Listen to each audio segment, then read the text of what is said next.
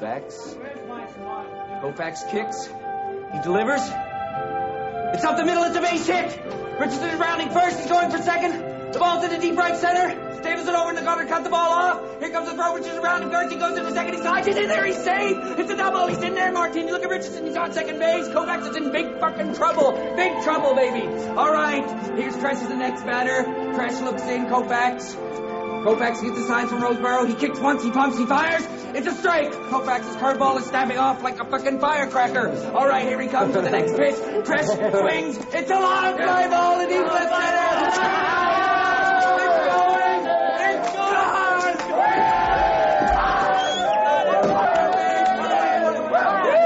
Somebody give me a fucking wiener before I die. Koufax looks down. He's looking at the great Mickey Mantle now. Here comes the pitch. Mantle swings. It's a fucking home run. Gentlemen, stop this. Stop this immediately.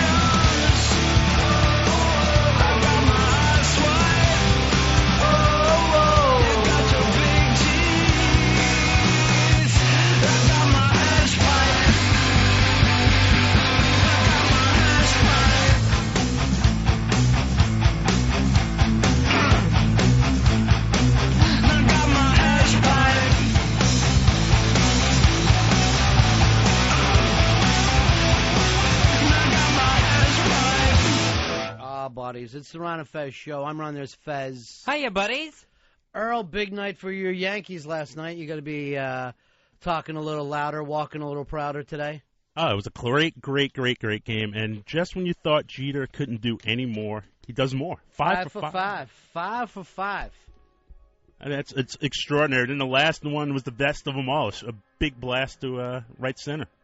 The thing is, I noticed that you, Dave Pitsy, weren't getting behind the Yankees, and here they are, looking great for opening game. They look like a well-oiled machine. And you all thought they would get swept by the Tigers right out of the first round. Interesting. All right, 866-RON-0-FEZ, 866-RON-0-FEZ. Did you watch every game, Earl? I missed the middle game. I missed the Cardinals-Padres game. And also, but I did catch the Twins-A's game, which was a very well-pitched, well-fought game. Barry Zito out-dueling Johan Santana in Minnesota. That was quite extraordinary. Yeah, Earl, you want to throw some scores out there? You're the baseball guy for us, remember? Yes, the A's shocking the Twins at home 3-2. The Cardinals winning 5-1, and the Yankees winning 8-4 over the Tigers. No, you say shocking. Remember what I said yesterday. I said the A's are going to go up. It's either going to be 3-2, 4-3. I couldn't exactly say it. So I feel like I was close there. I give me all the credit in the world. All right, 866-RON-0-FEZ, 866-RON-0-FEZ. It's hot as hell in here today, Earl. Where's the AC? The AC should be kicking back in momentarily. They had to do some maintenance on the pipes here in the building. They're Pipes. going to come in and what kind of air conditioning pipes do we have, Earl? They had to shut down the air conditioning for about 45 minutes and should be kicking in any moment now. All right. They're going to come in and just start walking over dead bodies if it gets any hotter in here. Neil, you're on the Ron and Fez show. Hey, Ron, it's Neil from Michigan. Hey, buddy. I want to know why everybody's discounting on the Tigers. Earl, why are you discounting on the Tigers? Because they stunk down the stretch, and they brought nothing to last night's game. I mean, your left-hander, Nate Robinson, got killed in the third inning, 5-run third inning, and the team never recovered from that. Neil, what's your big prediction here, buddy? I got to stick with my town, the Tigers. Yeah, he's going with the Tigers. Tigers all the way there. This is Neil from Michigan, and I believe in the Tigers and the Lions and any kind of large cat. Sounded like it was like Scottish or Irish. It's awful when you watch 162 games, and then you have to turn around and play an all-star team in the playoffs. It's just ridiculous. Mike, you're on Ron and Fez. Hey, Ronnie, it's Mike. Mike from where? From Michigan. Go Tigers. Go ahead, Mike. I just want to rat out Earl. What's that? Didn't he say that he watched the Tiger game yesterday? Did you say you watched the Tigers, Earl? Yes, I watched the game. And what time did that start, Earl? 8:19. Didn't you say you watched the Minnesota game, buddy? What time does that start? It's the middle of the afternoon. We had a monitor on here. Oh, so you're not really paying attention to the show then, huh? Let me tell you something. Way to go, buddy. This is his house. This is Earl's house. I came by here last night. I had to pick up some things from Earl. Calls me. He needs me to pick up some stuff. I go, where are you?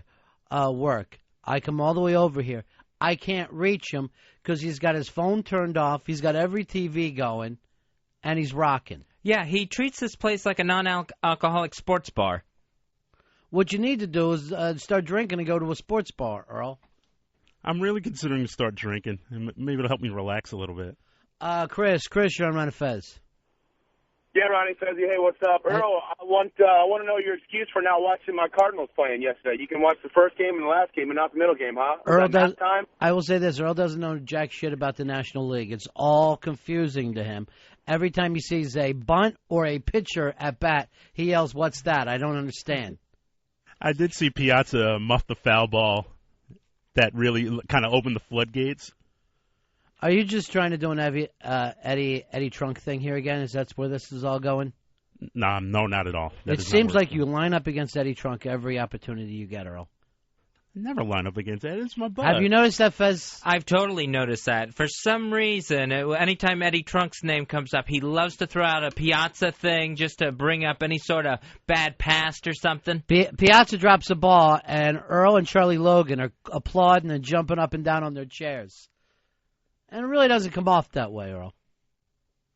I don't mean to badmouth the Trunkster. Now, did I look up and see Death Metal Mo and then he disappeared? He never calls our show. What just happened, Earl? I don't know. I think he just dropped out. Has he got an album ready to drop? Remember we said we would promote his album when this all starts rocking? I don't know. He usually would. Why don't you look over and talk to the people next to you, Earl, is what I'm saying. I need you to be here for me today, big guy. I want Earl to be here all day. Matt, you're on the Ron and Fez show. Yeah, I wanted to know if Earl could recreate last night and give us a home run call for Jeter's home run. Yeah, you want to do that, Earl? Yeah, I can give it a shot. All right, hold on. Let's get your music going. Jeter steps to the plate. He's had a perfect night so far. 4 for 4. A couple of runs scored. Here's the 2-1 pitch. Long drive. Deep center field. Back to the wall. At the wall, out of here! Hold on, I'm trying to turn off my own show. How does this work? How can I get off? Earl uses no pronouns. Even in real life. Earl, eat. Earl, hungry. Earl, food. I couldn't get a whole sentence out because the ball went out so fast. I had the feeling that no matter what happened in the game, you would say, back to the wall. Representative Mark Foley has revealed through a spokesperson... Is that your hero right now, Fez? Right now, he is who I am obsessed with, my latest Fez-session. So he has revealed that he is gay through a spokesperson. All right, so every day it's something other than the fact that to take him off the story. First, he's a drunk. Second, he was molested when he was a kid. And third, now he's gay. Yeah, so every day we're going to get a little more announcement from Mark Foley, just showing that these IMs are not really his fault. No. Apparently, this 16-year-old was stalking him. That'll be the next one. Actually, that did come out. Dave was trying to say something about that was on the Drudge Report. You got a clip or something, Dave? Yeah, just have a clip of Rush Limbaugh talking about Mark Foley, yeah. I thought you said something where he said the kids were stalking him off the Drudge Report. I'm not familiar with that. Let me see. Number 5 on the sheet you handed me that says Matt Drudge. Oh, yes. Matt Drudge has an audio clip from his internet radio show. Here it is. You're not going to tell me these are innocent babies. The kids are egging the congressman on. All right, let me hear that again. Let me get that for you. You're not going to tell me these are innocent babies. The kids are egging the congressman on. These are all the people that were against Clinton. That somehow Clinton, because he got a blowjob from a fat lady, is the worst person in the world. Now they understand. Now they get it. It's the kids' fault. I said it to be facetious. I had no idea the fact that the 16-year-old was shaking his moneymaker at Mark Foley was an actual theory here. Fezzi, not only did you not have any idea, not even the guy who fucking handed us the sheet had an idea. That's the fun part. These fucking sheets are just fucking to throw out the second we get them. All right, what did Limbaugh have to say? Here's Rush Limbaugh. There are things that will offend liberals, or are there? Because I continue to ask, are they really offended by this? How many of them wish they were in on the action? We all wish we were fucking these kids, one after another. Did you ever even get the bang a kid, or was it all just dirty emails? Yeah, just dirty IMs and dirty emails. Well, you know, that's not so bad. I think the most he asked for was a picture of one of the kids, and I don't even know if he got that sent back to him. Now, you say kids, how old are they? Because I'm going to tell you the truth, I haven't really followed the story. It's 16, 15 years old, I think, is what we're looking at now, here. What are they doing working there? We can't even have kids that age here. Here's what I don't understand. They're part of the Washington Congressional Page program. Right. So it's high school kids that get to go to Washington and learn about Congress by working in the offices. And they said this is a time-honored tradition going back to the 1800s. I don't understand why we have to have it in the 21st century. What's wrong with it? I mean, it's not a bad thing as long as you don't try to have sex with them. And all the guy did was send some dirty emails back and forth.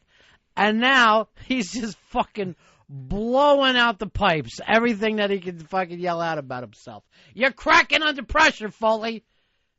You're cracking. He's hiding out in a 30-day rehab, and then there's other people that know him and said, we've never seen the man have a drink before. Was that right? Yeah. He's saying he's an alcoholic, and now his problem was he was drinking very much alone, Ronnie. At work? Because didn't a lot of these things take place at work? Yeah, one was from a congressional computer. All right, hold on. I got to go back to Death Metal Mo. Mo, how you doing, buddy?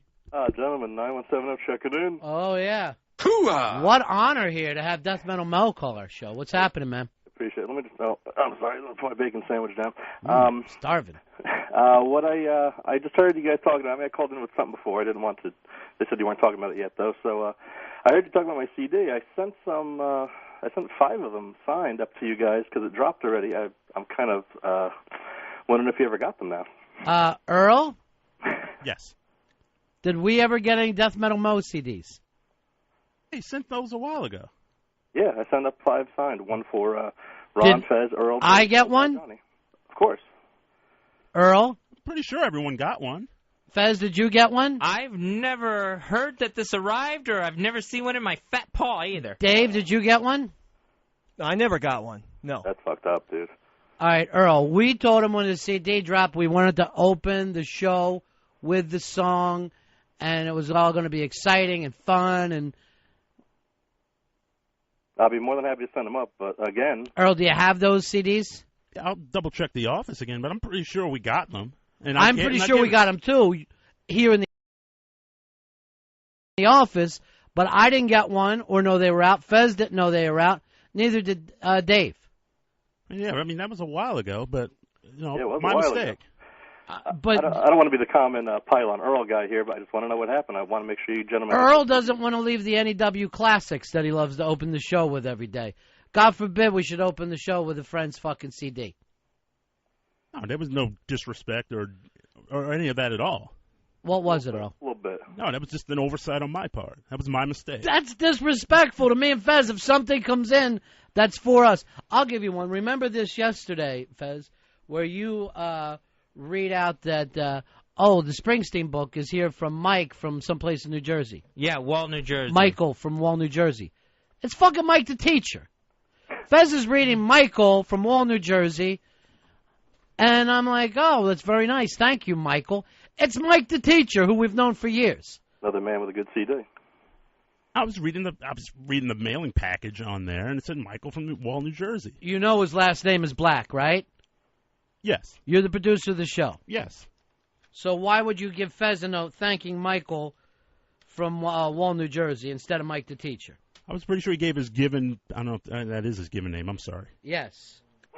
And I'm sure if you check the mail, there's something from Michael from Wall, New Jersey for me as well. All right, tomorrow we will open the show with something from Unhallowed. That's Death Metal Mo's band. What's the song, Mo? If you could open up with maybe At the Hour of Our Death, that'd be great, man. At the Hour of Our Death, we will open the show with that tomorrow. I really appreciate that, guys. If you don't have them, I'll contact Earl and make sure that you get more. I'll make sure that Earl goes through and finds out everything that's in our office, and we'll open the show with it tomorrow. That's awesome, guys. I really appreciate it. You guys. Thanks, my friend, and congratulations to you. Thank you. You guys are blowing up, too, man. Your show rocks. All right, peace. Way to go, Mo. We're blowing up like Unhallowed, Fez. Us and Unhallowed, we're all blowing up together. I don't mean to turn every day into Bust Earl's Balls Day. But, Earl, I know I said on the show to Mo, when your CD comes out, or drops, as they say now, Fez and I would love to open the show with one of the songs. Yes, you did say that, and that was... You got the CDs, right, Earl? Yes. Did it dawn on you to say, hey, Ron, remember you wanted to open the show with this tomorrow. Not only will I not keep this, I'm going to give it to you and remind you to open the show with it. That was an oversight on my part. I'm really sorry. I'm sorry to Mo. I really apologize to Mo. And what about Michael from Wall, New Jersey? Mike the teacher? I'm sorry. What's going on, Fainty? That was just an oversight on my part. Febreze, come on, bro. I want you to be here for me. I'll be there for you, Ronnie. I'm always there for you. But if Mo hadn't called, those CDs would have just sat there in the office. We never would have seen them again. I saw his name up and then disappear. And I go, oh, maybe that's Mo to tell us that his new CD's coming out. I can't wait to talk to him. Instead, he thinks 3 weeks went by. Ron and Fez didn't keep up their end of the bargain, and he was just calling about something else. No, that was not your fault. That was completely mine. Completely mine. They got to get a new phrase for that, too, than a CD dropping. It sounds bad. Ron, you're on Ron and Fez. Hey, Ron and Fez. You come up with a new one, Fez. You lead us. You there? Yeah. All right, I got a question for you. What is the difference between Republicans and Democrats today? They're saying that this Foley guy is suspected of being a homosexual, against Bush's tax cuts, and for abortion. Can someone please explain to me how in the hell this guy has the label of being a Republican? What exactly is a Republican or Democrat in today's society? You know, because it's a very those good... three things right there, he's not a Republican. It's a very, very good point that we haven't... that the that the two parties have kind of melded into this one disgusting muck. You know right what now. I mean? I mean, the guy should be shot. Don't get me wrong, but hell, when you and I were growing up, it was real easy. This is a Democrat. This is a Republican. Yeah, I gotta agree with you, Ron. I gotta agree with you there. And why, if you're this gay guy, are you part of a party that basically doesn't want you to have the same rights as anybody else? How does that make you go along with that crowd? It's almost like you go in and it's that phrase, you hate the things in others that you hate the most in yourself. I don't understand why he would hate anything about himself. I mean, I don't even know what that means, Fez. But for me, this would be like Earl going, I'm in the KKK, I just like black people too. It just doesn't make sense to me. Yeah, there's this, what's his name? Andrew Sullivan, who's like this big internet blogger. He's openly gay, supports gay marriage, but he's a hardcore Republican and still defends the Bush administration. Well, the Republicans, if you get outside of the religious right, those Republicans are just like, I want as much money as I possibly can have. And I don't give a shit what anybody else does. And that's a philosophy I can understand. That part of it I can understand. But then, because they're going, hey, this religious right, they've got a lot of votes and they don't know where to go with them. We'll bring them in with us and we'll promise them this and that and maybe give them something every once in a while. The whole thing is fucking confusing. And those issues, those hot button issues, usually just come up around election time. Like, you don't hear about gay marriage again until probably closer to November. Here's the hot button issue. I think we got too many states. I think if you want to be a state, you got to be touching another state. And that's what my party is going to be based on. The less state party? Proximity. It's going to be about being close. You can even have more states, Fez, but they have to touch another state. I could see Mexico becoming a state before Alaska. So Alaska and Hawaii just out. Now, this hasn't happened yet. This is just my own theories. Well, you probably get support in 48 of the states. Those other two just won't join the proximity party. I really, to tell you the truth, I don't even know how Iowa feels about it. I mean, they're touching a bunch of states, but I don't know if they care. A lot of people I don't give a shit who else is a state. I don't trust those people. They're too far away. What are they up to? And neither one of them has enough weather for me, Fez. Weather means it's changing. Not always cold or always nice. Could either one of them support themselves if they got cut off and had to become their own little republics? Why couldn't they support themselves? Everybody supports themselves. Luxembourg can support themselves. Where would you rather be born, Luxembourg or Alaska? I think you'd be doing okay in Alaska and doing okay in Hawaii. I don't see them falling apart. I wish them no ill will. I just think they're too far away. Way too far away. All right, you said you had a complaint call last night about Eastside Dave. Yeah, I got a call from Don Wiki Wicklund from XM headquarters in D.C. Mm-hmm. And apparently Dave had asked Wiki for some new sweepers, some new promo things to run during our show. That would be done by the production staff in D.C. And I guess Don sent him these things, and Dave rejected them, turned them back. Really, Dave? Come on in here. So Wiki called me to say Dave doesn't know what he's talking about. So you, how long have you been in radio now? Close to 4 years. What? Yeah, 4 years. I started in 2002. Doing what? I thought you started with us. 90.5, baby, WBJB, down in New Jersey. So you know sweepers. You've done this kind of work before? Yes, I have. And you didn't like these? I just thought there was some material that I objected to and found not necessary for the Ron and Fez show. What did Wiki say to you? He said, well, Dave, I think that they're funny and maybe the guys should hear them. And I got to agree with they'll that. hear them. I got to agree with that because Fez called me with this last night. All right. And I basically said, why would Dave make the fucking move without checking with me and Fez? I mean, I don't mind that you're out there going, we need new sweepers. Oh, I don't like these sweepers. But you bring them back for Ron and Fez to listen to. True, but, you know. Do we have them now? Yeah, we should have those. Earl, you got them? All right, what you got one that you really object to? Want to play that one up front? Yeah. Earl knows which one I'm talking about. Earl, did you hear these? Yes, I did. Did you like them or not like them? No, I didn't. I did not like them. Really? All right, that's 2 strikes against Wiki. I don't know. I can't believe this. First time ever. Earl's standing with Dave. Dave's standing with Earl. Yes. Now I can't wait to knock both your asses down. This is going to be really an easy shot for me. Because they're standing in line, Fez, like the fucking English army. We're the bonding brothers these days, I'm telling you. So you heard it and you said before he turned them down and you agreed with him. Yeah, I absolutely agree with him. I just thought... Fez, have you heard these yet? No, I have not heard these. No, I haven't either. Nor, of course, I haven't heard the death metal Mosi Day because people hide things from me. All I hear about is from Michael from Wall, New Jersey. Is it Wall? Wall, yeah, W-A-L-L. Just like what a kind wall. of crazy fucking name is that for a town? It really sucks. And right next to Wall is Brick.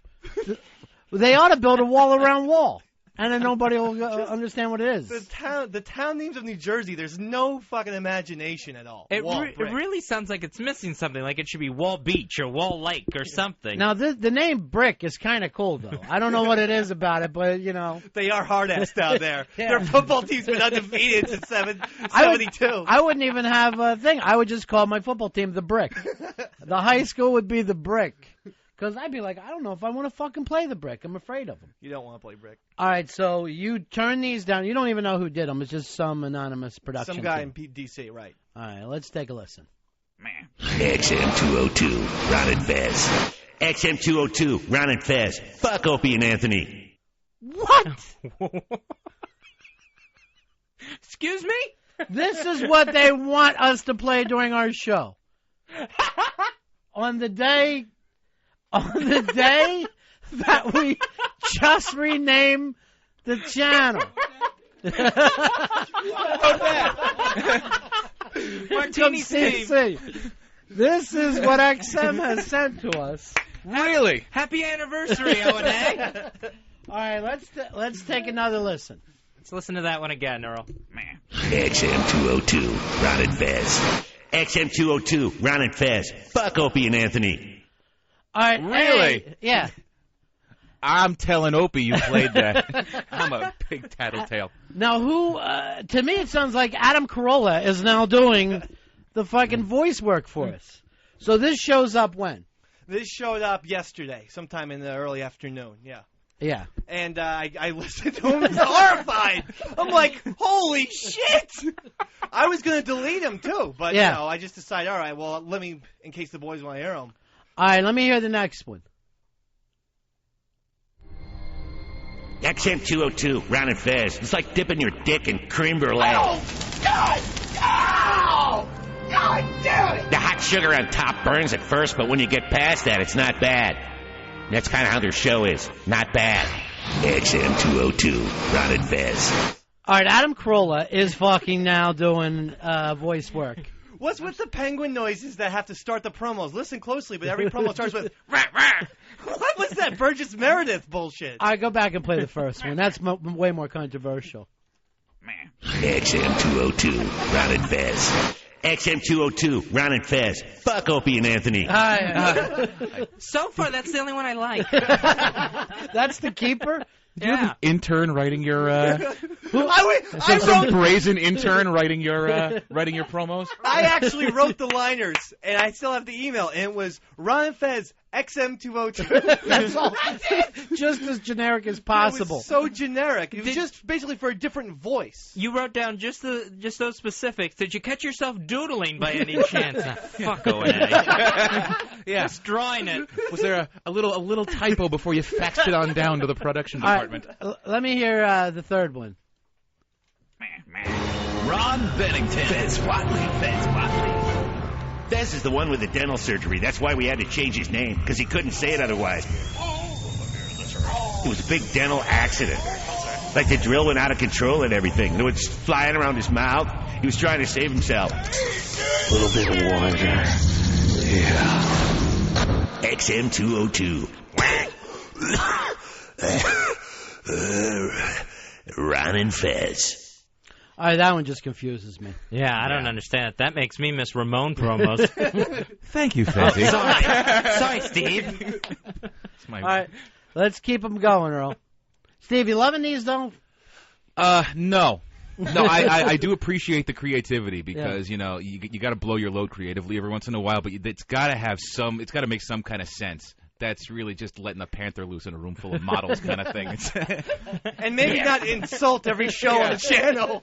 So you'd go in a different direction. Yeah, slightly. It doesn't, I mean, I don't get the dental reference. Did that have anything to do with the show? I didn't. No, and I can pronounce my name. Yeah. I don't know. All right, let's hear the next one. XM202, Ron and Fez. This recording was produced by people that never heard the show. Can't you tell? Yeah, I can tell. I really starting to have the feeling for it. Yeah, that's not a hard code to crack there. That should tag every promo. And you know what it sounds like? It's like some one of those like shock jock shows in the Midwest that, you know, we're in your face. Yeah. And that obviously hates you. Why the venom? All right, let's. We never heard their show. Yeah, I know. Normally, this is what people would play when they were across the street trying to fuck with you. You don't play them about yourselves. All right, let's hear the next one, Earl. Ronnie and Fezzy had a treehouse once. Now they work on the radio. Ron Bennington. Fez Watley. XM202. I like the treehouse thing. All I can hear is the penguin now. Yeah. It's way too distracting. Every promo has it. Yeah, what the fuck? All right, here is. Let's go back to one. That's the cream of the crop. XM202, Ron and Fez. XM202, Ron and Fez. Fuck Opie and Anthony. All right, so it's growing on me. Yeah. So far, that's the only one we're keeping. It sounds like some passive aggressiveness is being worked out through production. It sounds like JV and Elvis are starting to write our sweepers for us. I don't understand it. All right, so you guys turn them down without even giving them to us. I think that's why, yeah. So then Wiki goes, what? You fucking turn these down? He calls Fez at home and goes, what's with Dave? Yeah, the words, the exact quote I got from Wiki is, Dave is a fucking retard. True. That would be a great fucking sweeper for the show. That's great. If you could get Wicklund to actually voice that and put like a whoosh bang behind it, that's a sweeper. I don't disagree with that. Dave's a fucking retard. Well, I don't disagree with that sentiment, but as you can see, these little promos were unfit for broadcast, in my opinion. Wow. I can't believe it. Yeah. I'm not mad at you. If Steve backs me up, then I feel pretty damn confident in myself. No, you know what, dude? You just got to write promos that have something to do with the show. You know, if you're the one that's supposed to write them, Dave. Yeah. No, you didn't want anything for the show. You don't care, right? I did. I wrote the sweep. I actually wrote sweepers, not necessarily promos. Right. I just wanted to work on the sweepers first and see how they sounded before we get into more lengthier promos. I had a whole thing going on in my head here, Mr. B. So the fuck O&A wasn't supposed to play during O&A's show. No, it wasn't supposed to. I think it's safe to say it wasn't supposed to play, period. Everybody's having a little snack during the thing, and they hear that. What the hell? I'll tell you, Dave, the XM guys down in D.C. are really a bunch of creative production guys, but you have to give them some kind of direction. If you just hand in, give me some generic Ron and Fez liners and tell these guys to go nuts, they will go nuts because they sit in rooms with no windows all day. All day long, probably doing them for 140 channels. Yeah, and they don't know, and they probably don't listen, and they're just like, this sounds funny, because when you're in a room by yourself for that long, your ideas start to go, a little bit crazy. You start thinking of like little Guatemalan houseboys and stuff like that. Okay. All right. Yeah, and a promo should never start a radio war. Ever. Not on your own station. No.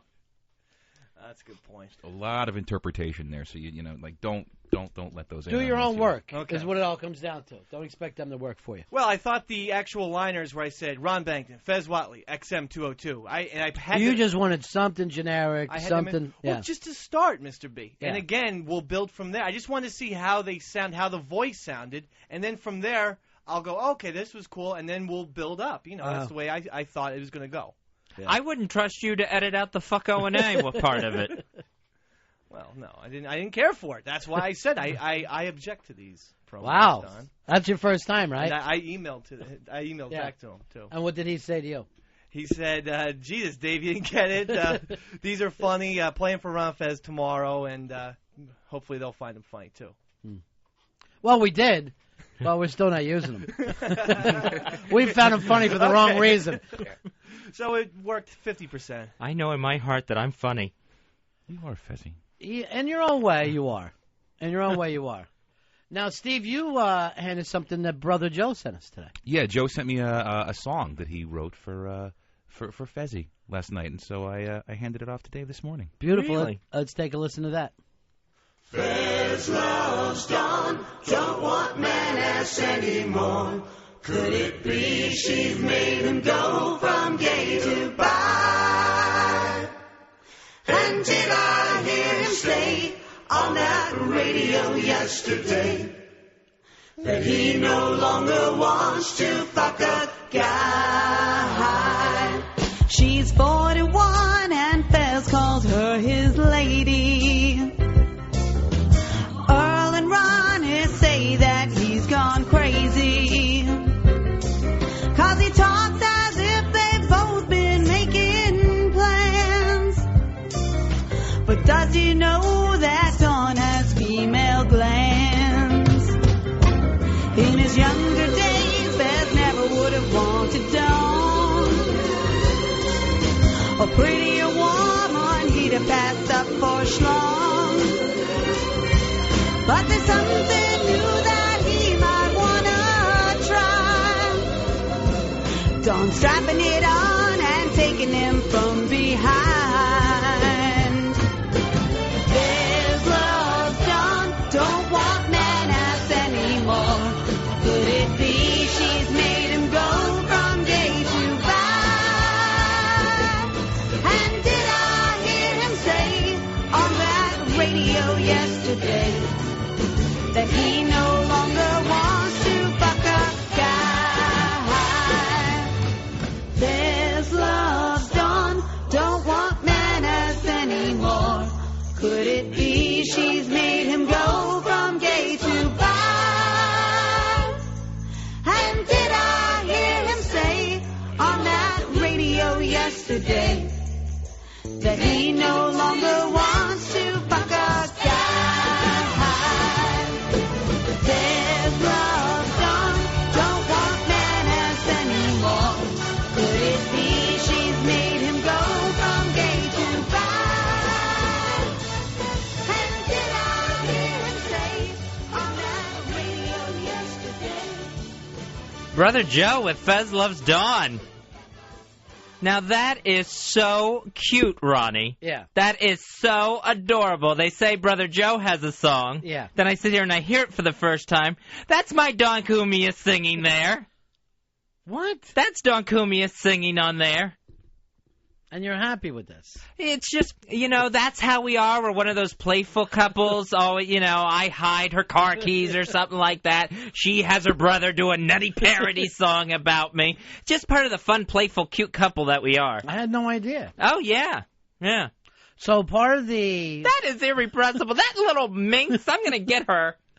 For the first time. That's... I never was in one of those kind of relationships where the brother and sister do a joke song about putting on a strap on and taking you from behind. That's part of all the fun? Yeah, that's just part of the fun family that I would really like to be a part of eventually. Well, it seems like you're starting to work your way in. Hopefully things are, see, because Dawn's working on them from her end. Right. All I have is, my platform here, just to plead her brothers. That shaky platform. Yeah, so the promos aren't helping either. So you feel like you're starting... You feel like you're starting to make some progress. I think the ice is being broken here, Ronnie. I'm very excited. This is just adorable. That was her singing to you. Yeah, that was Don Cumia. Anthony's sister, my gal, singing to me. She's got a good voice. Oh, yeah. The whole family has a good voice. They're very musically inclined. Yeah, and somewhat cruel. When you really think about it, they're a little bit cruel about the new members of the family. Oh, there's an edge. Yeah, there's an edge to their music, and... You got to stay on your toes all the time over there, huh? Oh, you don't know. Next thing you know, you fall asleep, you're in the pool, You don't know what's going on over there. Someone's putting something in your food. Yeah. All right, so it's all working out, I guess. I, don't want to jinx. Don't want to jinx it. I just want to explain to the family the dangers of teasing a retard. I, of course, like a lot of wise-ass kids, tease the retard. They have super speed. They can run you down, and then they kick you in the back. You want to be very, very careful. Would you quit trying to get in on our family joke here? So this is the family joke now. Fez. Yeah, I guess so. Fez is the family joke. Well, right now, I'll just take, what I can get. Yeah, sure. So I got to win people over. Just a fact of life. So it doesn't even slightly offend. It's all part of the fun. Oh, it's just, to me, that's like a little love song. Even the man-ass part? Yeah, well, I mean, sure. Sometimes I don't approve of the language that gets used. Sure, I understand. But I'm not in a position yet, Ronnie. You're not ethnic. No, I'm not. You're a wasp from down south. I'm as waspy, I'm as white and Anglo and Saxon and Protestant as possible. And gay. All right, 866-RON-0-FEZ, 866-RON-0-FEZ. Hey, Greg, you're on Ron and Fez. Ronnie, Fezzy buddies. Yeah. That song is phenomenal. I have never, ever heard the word fuck enunciated so well in my life. Yeah, really phenomenal. Nice enunciation. Yeah, between our promos and our parody songs, we're really giving it a workout today. Yeah, we are. Using our XM cash here. I just worry a little bit, Fez, about you being the joke of the family. Just if you're okay with it, I guess it's okay. Right now, I'm just going to take what I can get. I mean, if she can convince Joe to go in the studio right, and cut a really, really cute song that she took the time to write and record, right, and she's got him helping out on it, then I think that's a step in the right direction. Was her real boyfriend there at the recording session? If you mean Fat Opie, the guy she used to see, yeah, who, by the way, just for anyone who doesn't know, looks a lot like Opie, yeah, except much, much heavier. Really? Much, much heavier. I mean a lot. Did they used to write funny songs making fun of him, or is it just you? You know what? I bet that asshole never got a song. I bet he never did. Leaps and bounds in this relationship. Yeah. I'm excited. I think this is a positive step forward. I think it is, too. I really do. And, as your second best friend, right behind Mikey D, I just want to say, if you're happy, Fez, that has nothing to do with me. So I'm fine with this all. I'm very happy. Yeah. I'm glad to finally have your support. I'm glad to have you on board this one. Yeah, I am. I'm on board. I love the fact that I didn't show up in the song. That's my happiest moment. Well, if, things progress down the road, and I'm looking way too far in the future, but if things progress down the road, you'll be a best man, sure. Probably closer to be a maid of honor. Just two maids of honor walking down there together.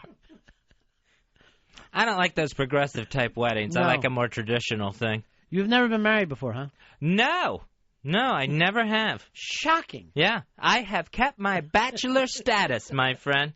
Not quite ready to turn in that card yet. Man about town card. Well, she'll be getting a heterosexual gift because, you haven't used it yet. Oh, I wouldn't say that, Ron. No rush. No, I got to take it slow. Tony, you're on Ron and Fez. What's up, buddy? Yeah. Big thing, Fezzy. What are you going to get for Christmas for Anthony Cumia and Dawn? It's a big one. Yeah, I guess you're going to be. This is your first year in a relationship. Yeah. As we move into that season. So now I got to think of a perfect Christmas gift here. I don't want to be one of those guys, that calls the whole thing off, says it's not working out just to get out of buying a Christmas gift. Right. And then getting back together again after New Year's. That's my gimmick. Why don't you do this, Fez? The islands, everybody likes to get away during the winter. Right. You get her a trip to Aruba for her and her real boyfriend. Ronnie, I'm the guy in her life right now. Yeah. If you're talking about Fat Opie. Yeah. Isn't his name Pat? Yeah, Patrick. Yeah, Patrick. Yeah. Let's just go with his pretty much given name, Fat Opie. Why do you call him that? Because he looks just like Opie, only much, much heavier. A lot? Much, much heavier. I can't give them a trip to Aruba. That pale ass will just fry there.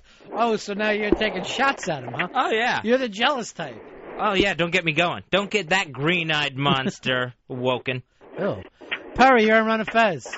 Hey, Fez, are you going to make the big switch? Because it sounds like this chick really likes you. She might be worth it. She really does seem like she likes you to go along with your lie. Yeah, I mean, she's got my picture up on her MySpace page. Still? MySpace.com/DDRocks, ROXXX. What's that mean, anyway? She just says she rocks. Well, you heard from the song. She Yeah, rocks. she does rock. She does rock. And now, I mean, I can imagine the amount of time that this little cutie put into this song here that we played with her brother. I think it's a hit. There's no doubt about it. I like it.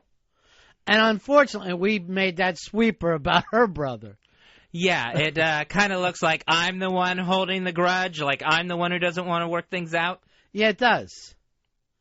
And that's sad, Fezzy. We don't need that. Yeah, because I don't appreciate that. Here is Jerry. Jerry, you're on Ron and Fez. Hey, buddies, how are ya? Yeah. Hey, Fez, have you and Dawn, you know how couples will get together and they'll talk about one day if they have babies and whatnot. Have you thought of any names yet? Fez, I think you're a little too old for that. Isn't your womb barren? I have a fallopian tube problem. Clogged. Was that it? Yeah. Hear the clog? Yeah. Nothing's getting through there. Doug, you're on Ron and Fez. Yeah, I'd like to congratulate Tappy the Beard on his new song. Tappy the Beard. See, I don't need yet another nickname. Dawn is the beard anyway. She's the one going around with you. That's not a beard. And actually, I've never even seen her with you.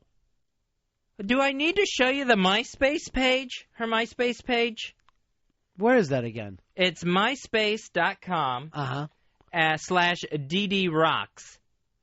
ROXX? ROXXX. X. Three X's. Yeah. 3 X's. See, look at right there on the front page. All right, there's a picture of Dawn with somebody wearing a Batman shirt. That's me. That's me and Dawn Cumia, Anthony's sister. And then I'm seeing pictures of Patrick popping up one after another. Yeah, she really hasn't had time to update this thing. He's actually a good-looking guy. Good looking? Yeah. All right, I'll admit the Opie parts are good looking on Fat Opie. Yeah. But much, much heavier. Look at the pooch in this picture. Look at that. Do I need to use the cursor to point it out? I think only a woman gets the term pooch used. Well, then he needs to see a doctor. All right, stop. This is an odd day. It's a very weird day. Alex, you're on Ron and Fez. Fez, when Dawn's asleep next to you, do you get up and put on her clothes and start dancing in front of a mirror and doing things to yourself?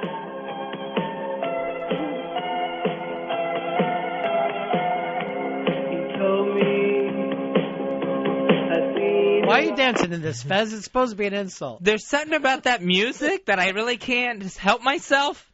I never understand the song, though. Goodbye Horses. What does it even mean? I guess, his pud is a horse and it's tucking it, so it's goodbye. I don't get it. I really don't understand it at all. Dave, you're on Ron and Fez. Hey, buddy. Yeah. Fez, I was wondering how your fiance in beautiful Niagara Falls, Ontario feels about this new relationship. Dave, don't be a dope. All right, I said on the air, the fiance in Niagara Falls, Ontario, completely made up. That wasn't true. That was not true. That was a cover story, Ronnie. No, that went on for 7 years. Yeah. At least. Yeah, that was a cover story. Now, why would you make up a cover story about yourself? Well, what happened was I started getting involved with Dawn Cumia, Anthony's sister. Right. And kept it going because I really didn't want to talk about that on the air. So you felt like that was going on a long, long time. Yeah. Yeah, I didn't like living that lie. Yeah, you didn't like that at all. No. Now I feel good. Now that I can be open about this. That, yes, I'm in a working relationship with Dawn Cumia, Anthony's sister. So all these years you lied to us. Lied, kind of bent the truth. Now you're in a real relationship. Yeah, finally. One where the other family makes up funny parody songs about you. Yeah, those guys. About you loving man-ass and only being satisfied that if your girlfriend puts on a strap-on. Did you listen to the song? It's no longer loving man-ass. Oh. Yeah. Oh. I see. So it's that close. Oh, yeah. Yeah, with these songs. Yeah, it's all well-intended. It's not mean-spirited at all. Yeah. Yeah. I'm just so excited. I got to think of something to get her back. Well, Fezzy, it is an exciting time for you. Mike, you're on Ron and Fez. Holy say, Ron. Hey, buddy. Hey, he took the centerpiece to the football get-together. On the Cumia Thanksgiving get-together, how much do you spend on a centerpiece for that? Yeah, where did that family see? Like Fez showed up at my house last week for football with a stupid centerpiece. Beautiful centerpiece. That he wasted money on to try to sit it in front of my TV set instead of watching the game. It was a beautiful fall arrangement. And you know I was all... That's where I stand to do my... Jets, Jets gimmick. You have a little trouble getting the gang going on that one. Yeah, really, it didn't go over too well. Even though I spent all that extra money for the hard hat. Mickey, you're on Ron and Fez. Hey, what's up, buddy? Hey, buddy. Hey, not to get away from Fed's fantasy girl talk, but that sweeper you guys did with the Opie and Anthony, that kicks ass, dude. That you guys got to keep that. All right, let's take a listen. This is what XM sent us. Think it would be a great sweeper for our show. Man. XM202, Ron and Fez. XM202, Ron and Fez. Fuck Opie and Anthony. See, we thought... I didn't think it would be funnier this many times. We thought that might lead to problems. But I guess that's the gimmick. Now, you're worried that could be a problem for you and your new family. Sure. I mean, I have to come to work every day where Anthony is. Right. I'm trying. You hope to be your future brother-in-law. Yes, I'm trying to date his sister. Dawn Cumia, Anthony's sister. Right. So when there's something on our show that says, fuck Anthony. Right. Not a good sign. No, it's not going to help at all. It's like there's someone in D.C. trying to keep me and Dawn Cumia apart. Right. Why don't you just take a moment, Fez, as you do, and thank her for, what she's given you. And, we don't have anybody over there to play the song. God, we got an incredibly bad staff. Fez wants to play his song right now, if he can, and throw out some love. My Ellis Paul song, our song, mine and Dawn Cumia's. Who did this song first? Ellis Paul. Yeah. The world ain't slowing down. I don't have it.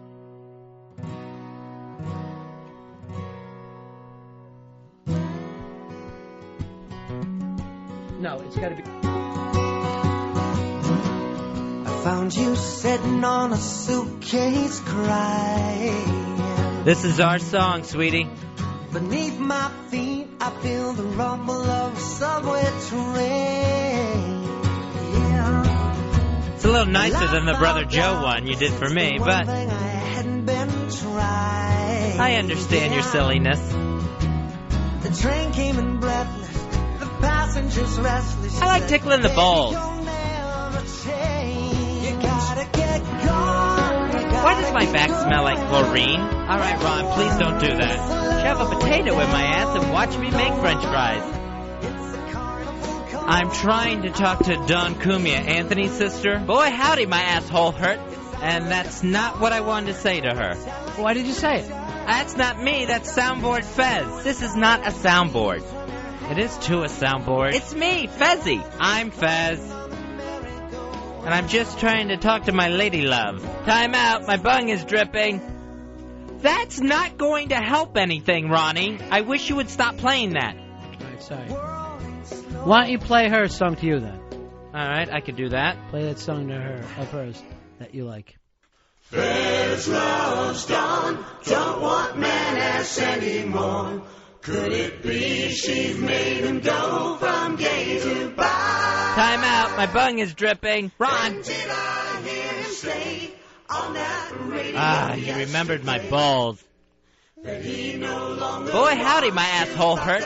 You're gonna ruin the nice song that she did for me. Your mom's here, get your clothes on. Do not play those things. I can't see Earl. Ron, I'm trying to start a relationship here. What have I done? I haven't done anything. You keep playing the soundboard, Fez. I thought we were all making fun of you and having fun. No, that's not gonna help. That is mean-spirited.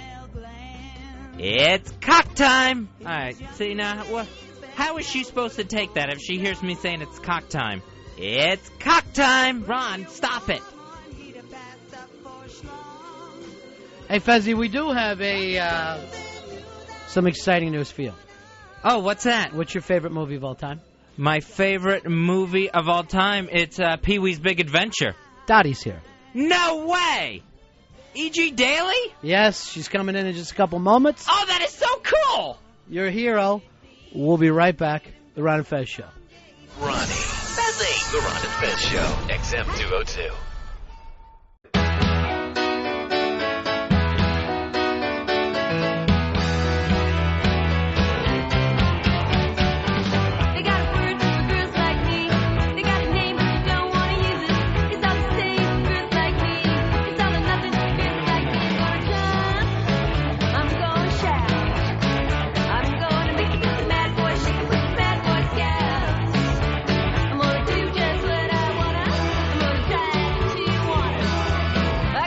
Here she comes, Fez.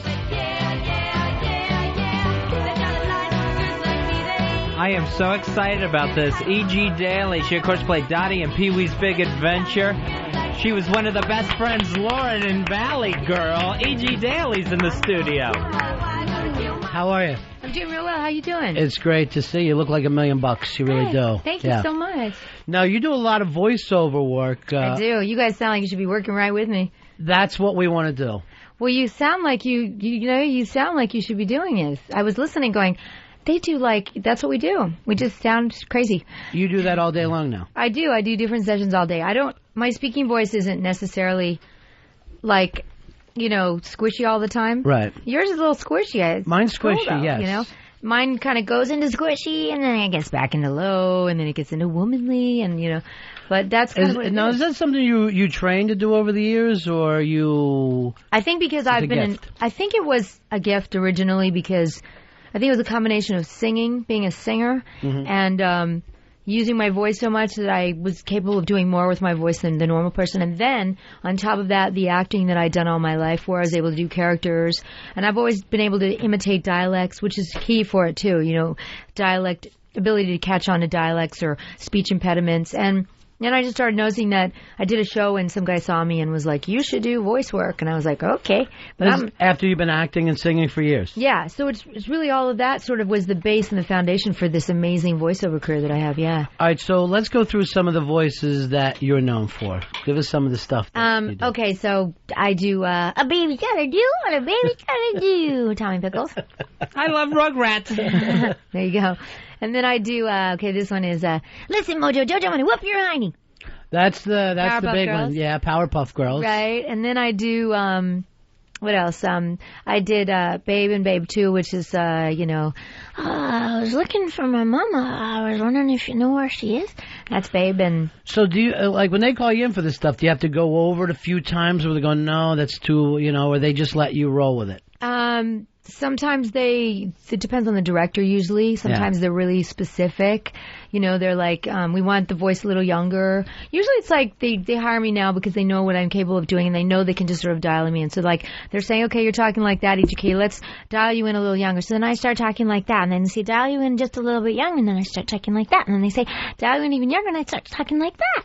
And so it's just kind of like, I just sort of, work with whatever they ask for, and usually they know my tone and I'm capable of doing my certain voices that I'm known for doing, like the boy things or it's pretty much a, you walk in, you see a photograph of the character, and then you do the voice. Like, for instance, the guy who does SpongeBob is a good friend of mine, Tom Kinney, and he just does every kind of crazy voice you can imagine. But I think they might have shown him a picture of that, and then he just popped out a voice. And usually when you read for things, they're like, okay, that's the voice we really like, or just make her a little younger. Make him a little younger. Now, the other side of it, though, is now in cartoons and the big major ones, they want, Brad Pitt or Tom Cruise. People don't really do voices. Right. They want the voice of the celebrity, yeah. Is that a good thing for you? I know a lot of the people who do voices are like, these could be so much better if you were able to use the voice people. I think it's a money issue. It's, credit, money issue for the studios. But there's so many roles that I personally don't have a problem. I think it's cool. I think if it's going to bring a bigger draw, there's always parts for me, and parts for my friends that are all the cream of the crop voiceover people. So I think there's room for everybody. I mean, yeah, there's celebrities that are coming in like Cameron Diaz on Shrek, and they all do a great job. I mean, Brad Pitt, and they're actors, so they know how to do it. you know, the voiceover people are a little different because their range is so bold, you know, so huge. It's Right. like if you hear Tom Kinney in a studio, you wouldn't recognize the guy. He goes from one voice to the next, you know, bouncing from Tom Kinney against SpongeBob, or, you know, just there's people I work with, you just would never know it was the same person. And that's the difference between some of the voice actors. They've really applied themselves to learning different characters and different voices. It's really an incredible thing if you're an actor to get to do. Yeah. Some of the TV work, I bet you can just bang out, too. It's not like... I know the movies they take more time with, but... I mean, can you just go in and do like a couple episodes a day? Or? I sometimes go in for 5 minutes, and it's the same pay. Whether it's for the week pay or it's the day pay or minute pay, it's the same pay. I go in for 5 minutes. Sometimes I do 3 lines. Sometimes I go in and do 2 hours. Rugrats was like... Rugrats, I'd go in for 2 hours, let's say, and then at the most, sometimes I would just go in and do my lines 15 minutes. So really just feature films, like the one we did the Rugrat features, we would go in and there would be more producers in the room, more executives, so they would want us to milk it a little more and take longer. But truthfully, we were, as the actors, were like, we could do this with our hands, you know, with our eyes closed and no scripts, because we just are familiar with the character. They thought because it's a film, we want to do more. Well, that's what they need to do more because they're paying us so much more, right? They have to have us do more because we're being paid much more. Are you in the studio with the other actors, or do you just go in and cut your lines and that's it? It depends on the job or the movie or the feature. Like George Miller, the man who I'm doing, I do Baby Mumble in this new Happy Feet movie that I... Oh, with Robin Williams, the new Penguin cartoon. It's Nicole Kidman, Brittany Murphy, Robin Williams, and I do Baby Mumble, and then Elijah Wood is Mumble, the lead character, so I do him Baby. But in that case, I came in a little later into the project, but I think George Miller, who I've worked with before on Babe 2, as Babe, he has the actors come in together a lot. He's very much like an actor's director, and he has you do the scenes over and over and over and picks out of hundreds and hundreds of takes. He's very, very meticulous. But some you just go into your lines. You're out of there. Just in and out. Yeah. Fez, this would be perfect for you. Oh, yeah, I would love you to guys do this. Really, seriously, both, like, could do that. I'm watching you both from outside there, was listening, going, these guys are like cartoons. Yeah, I know. Well, we had some, our friends shot some, did some real shorts for us, but he just took stuff from the show. Oh, right, yeah, where he took, audio from the radio show and then animated it. Right. And now, your acting career is still there. You're still doing all kinds of cool stuff. I've got a bunch of movies in the can coming out, and, I do my TV stuff, whatever TV. I'm in town actually promoting, I'm promoting the Happy Feet movie, which is coming out in November, but also a new record, CD called Changing Faces that I just did. It's a dance record. So I've had a big dance market following, and I haven't had a dance record out in years, so it's my first dance record in a lot of years, so I'm excited about it. It's called Changing Faces. And we're also here because my back catalog, which was my Wild Child CD, for those of the people that know me, they're big fans of this record. It was like selling on eBay for $200 a pop. And I was like, we have to get it out. People want it. And it was hard to get it on iTunes. So we finally have Wild Child and Lace Around the Wound and my Tearing Down the Wall CDs. They're all my back catalog are coming out on iTunes, and this new record will come out soon too. So I'm pretty excited. You have such a wild, consistent career too. I mean, you've always worked, and it's always something different. Yeah. That's cool. It's real cool, and I think I do that because I get ADD or bored. It's like if things are not happening or kicking, I just go, I'll do a record this month. And then if things are slow in acting, I'm like, I'll do some more cartoons, or, I just kind of try to keep... It's always that much choice for you, too. I guess it doesn't, because there's different things, there's no real downtime. Thank God, right? Yeah. It's really great. And then there's always time, like, I don't know about you guys, probably with radio... You probably don't work 9 to 5, right? Or do you? No, we have nothing. Right, you know what I'm saying? We're in and out, and that's it. So for me, being a mother, single mom, that's a really good feature for me, because I go in, I work quick hours.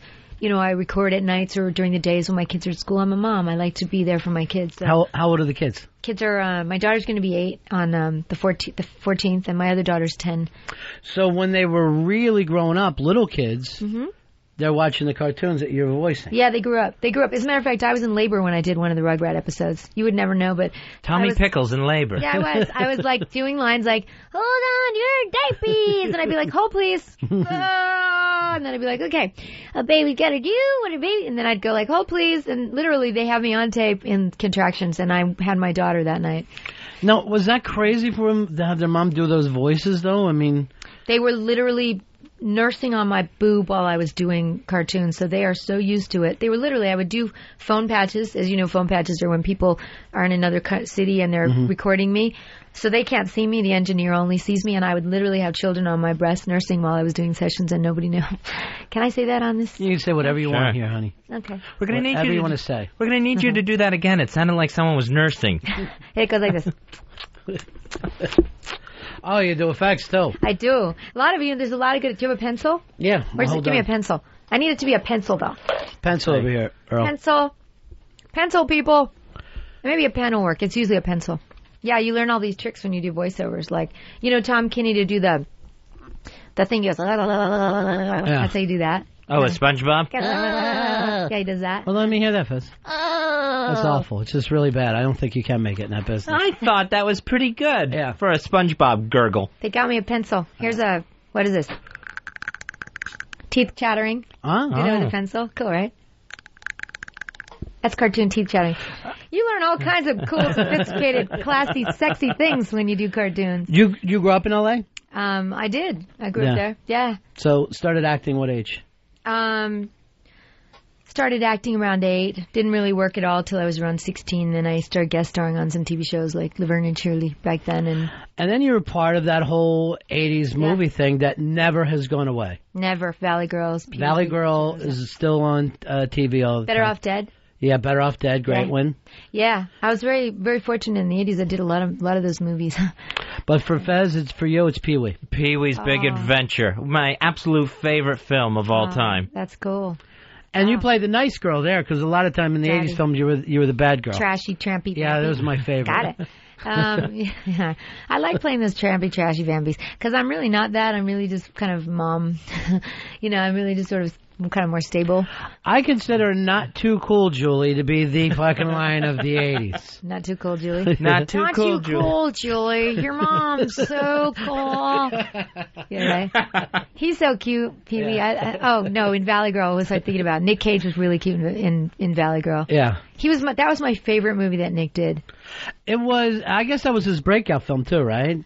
I don't think he was known before that Yeah, role. I think so. That was Martha Coolidge who broke him out. She's a great director, and she gave him that role, which I think really showed his quirkiness, and he's not doing so bad. What are the films you got coming out now?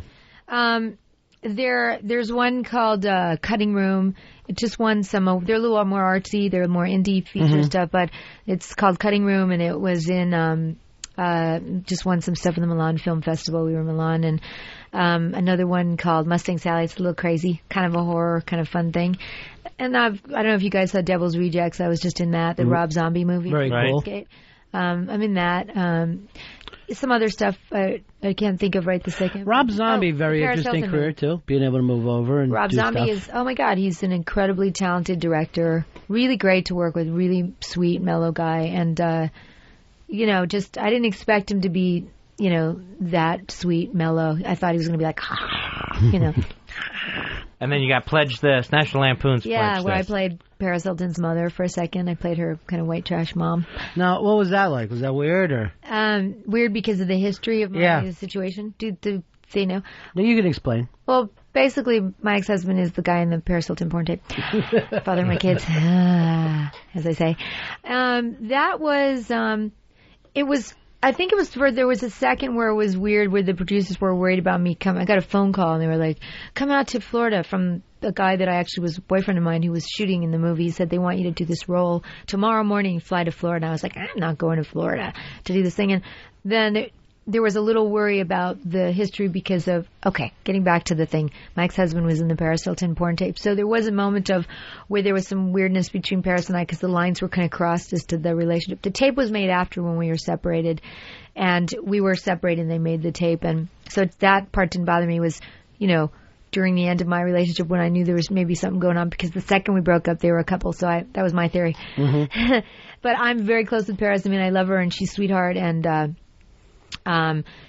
the breaking of the ice when I hadn't seen her, because before that I was like, do not let her near my kids and I don't want her near my house, and they were dating, but I was just like, I was in that woman wife left. My husband and I were separated and it was hard, and so I was kind of ragey. And the last time I'd seen her, she was in a passenger seat of my my ex-husband's car sitting in front of my house, and I was like, and she saw me and jumped into the driver's seat and took off. And so that was, then you cut to, I'm getting asked to do this role in Florida. That was the last time I'd seen her. It was a few years earlier, which now is all, right. It was all history and it was all cool. So I showed up on the set, and she was, she said she was a little nervous, actually. She was a little because we hadn't seen each other since the drama, all this drama. But it was sweet. It was very sweet. And she didn't try to take off again? No, she's actually really lovely and cute and very sweet. She's actually very sweet and, lovely. Now, he not only was in the tape, but the word was he released it himself, right? That's not the right word. Didn't happen. No, that's not the right word. The right word is the tape was really, there was a friend of ours that had taken the tape because he lived at his house, made a copy of the tape, and had it. And this is a guy that was literally at our wedding, and is at our wedding, and he was around for a long time. He sort of was inside of our home, and we were separated at this point, but he was staying at his house. And at that point, somewhere along the line, the tape was gotten, and then the tape was sold by this particular person. So Rick, my ex-husband, didn't sell the tape, but everybody was saying, you sold the tape and you're a bad guy. And, there was all this drama around that. But the truth of it was he never released the tape. His signature was not on any releases. He would have never sold the tape for $50,000. He wouldn't have done that. So it was just a weird thing that happened. And then at that point he was like, well, it's out there and everybody's making money off of my booty. So, end story. Then he ended up really releasing the tape because at that point it didn't matter. So that's the thing about it. He's actually a great dad and sweetheart. So everything's cool. That's nice. So. He's at my house right now taking care of our kids. That's where he stays. LA's different. LA is just way different. A little bit. Yeah. A little bit more forgiving, I think. Yeah, I think it's in a good way. I say in a good way. I think it depends on the person. Yeah. Because I know some people that are just rage cases and will never speak to their exes. And the truth is, I think it's terrible when you have kids not to speak to your partner unless they're, inhumane and disgusting and child raping terrible people. But other than that, it's the kid's dad or the kid's mom. We got a lot of people that want to talk to you. Would you like to take some calls here? I'd love to. All right, 866-RON-0-FEZ, 866-RON-0-FEZ. EJ Daly is in studio with us. Of course, Dottie in Pee-wee's Big Adventure. Ooh, driving with me. Oh, man. That's it for you, huh, Fez? That's my fantasy there, yeah. Did you want to marry me, too? No, I'm just kidding. During the 80s, everybody wanted you. Yeah. That was the things that you came out there. And the fact that at the same time, she's running this other career as a recording artist and now voiceovers. Yeah, the new movie Happy Feet is coming out in November. She'll be the voice of young Mumbles. Baby Mumble. Baby Mumble. And it's plural. It's Baby Mumble. Baby Mumbles. Yeah. Here's Ryan. Ryan, you're on the air. How you doing, man? I'm doing good. How about you guys? Yeah. Hey, Ryan. Hey, how's it going? Good. How are you?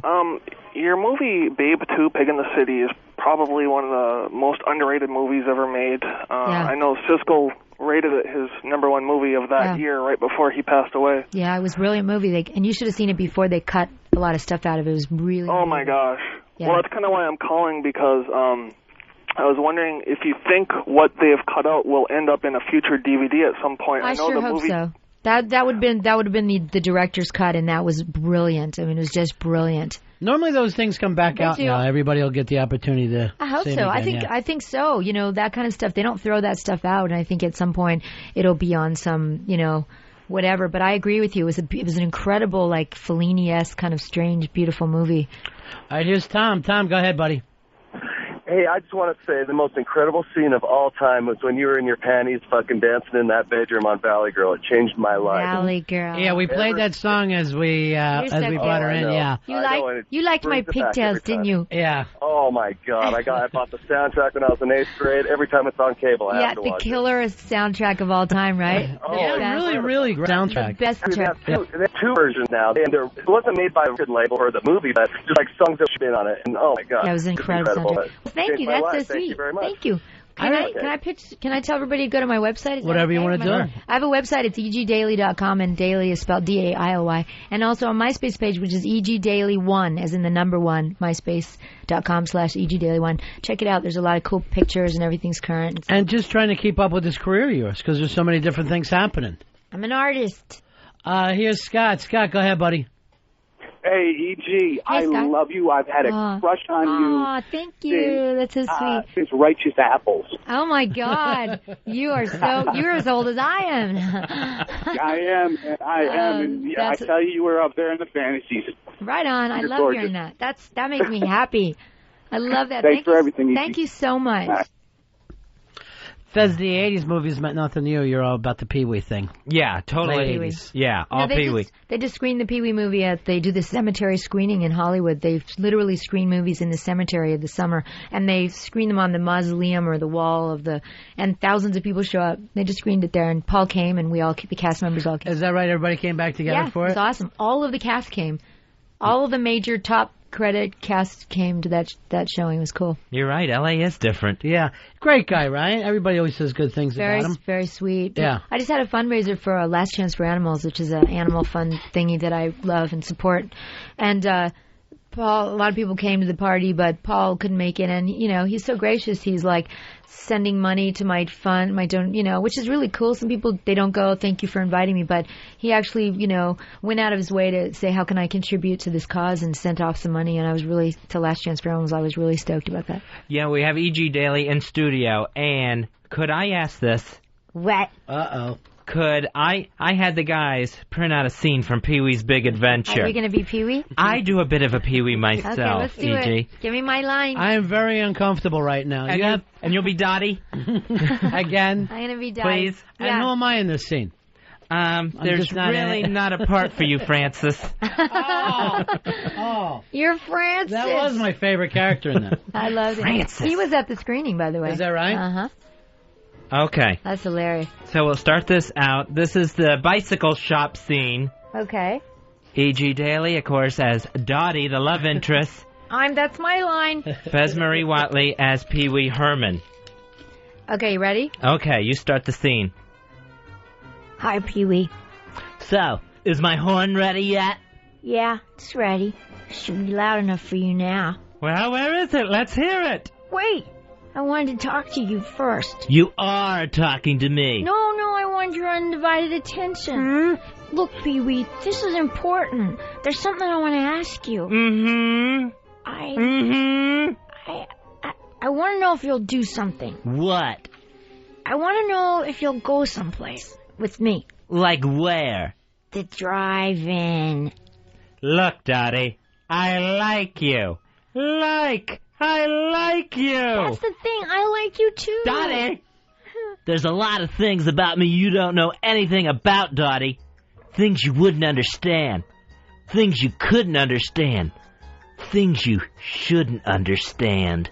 I don't understand. You don't want to get mixed up with a guy like me. I'm a loner, Dottie. A rebel. So long, Dottie. Yay! That's fantastic. I can't believe that. Not bad. Well, I've only watched it 1,000,000 times. We did it together. Yeah. That's classic. Yeah, that is. Thank you so much. That was huge for me. I'm so happy you did such a good job. That'll be like your little audio Christmas. Hey, do we got any of our album that we can play? Yeah. Earl, what do we got? We got an album here? I have this record called Changing Faces. Do you want to play the first Changing Faces on it? Whatever you want to do. Let's do it. It's track number 1, 2, 3, 4, 5, 6. Track number 6. This is a test of it. Brand new. It's not even done being printed. This is the right artwork, though, but... Okay. And check this out on your website. It's not out just yet. It's coming out, but you can go to my website, egdaily.com, EGDAILY, straight across, and it'll have... Or if you go to MySpace, EGDaily... number 1, on MySpace, there's some samples of the record on there, too. And it's going to be out. We'll post it all on the websites of when and where it comes out. All right, and this song is called? Changing Faces. It's the title track of the record. Here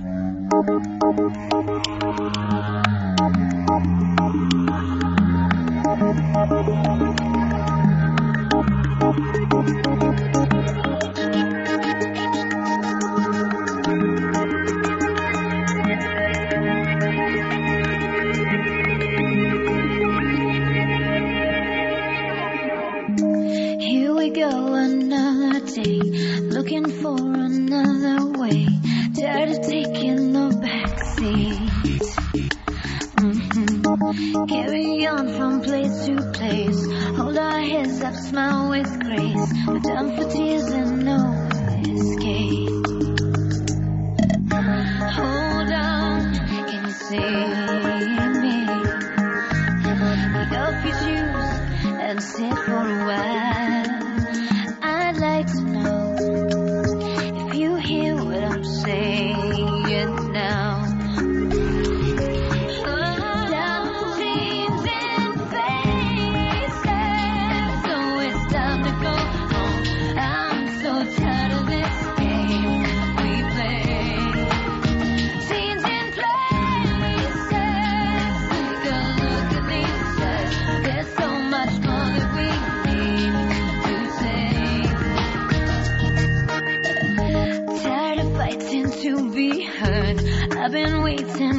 my turn. I hold my heart out up to you. So many things we all have learned. Count the blessings with every turn. Can't forget my faith in you. How nice to be ordinary. Time out, can't pretend anymore. I'd like to know if you hear what I'm saying now. I'd like to be myself for a while, just me. Down jeans and faces, so it's time to go home. I'm so tired of this game we play.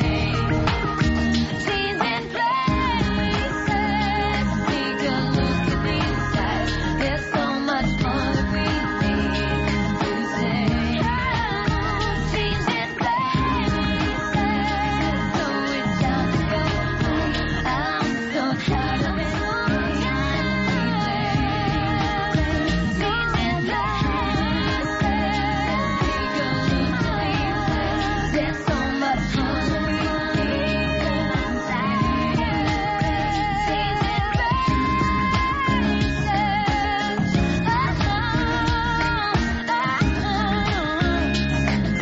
Jeans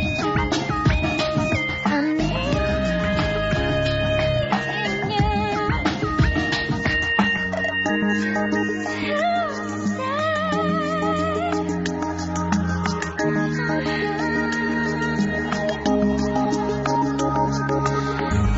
here we go another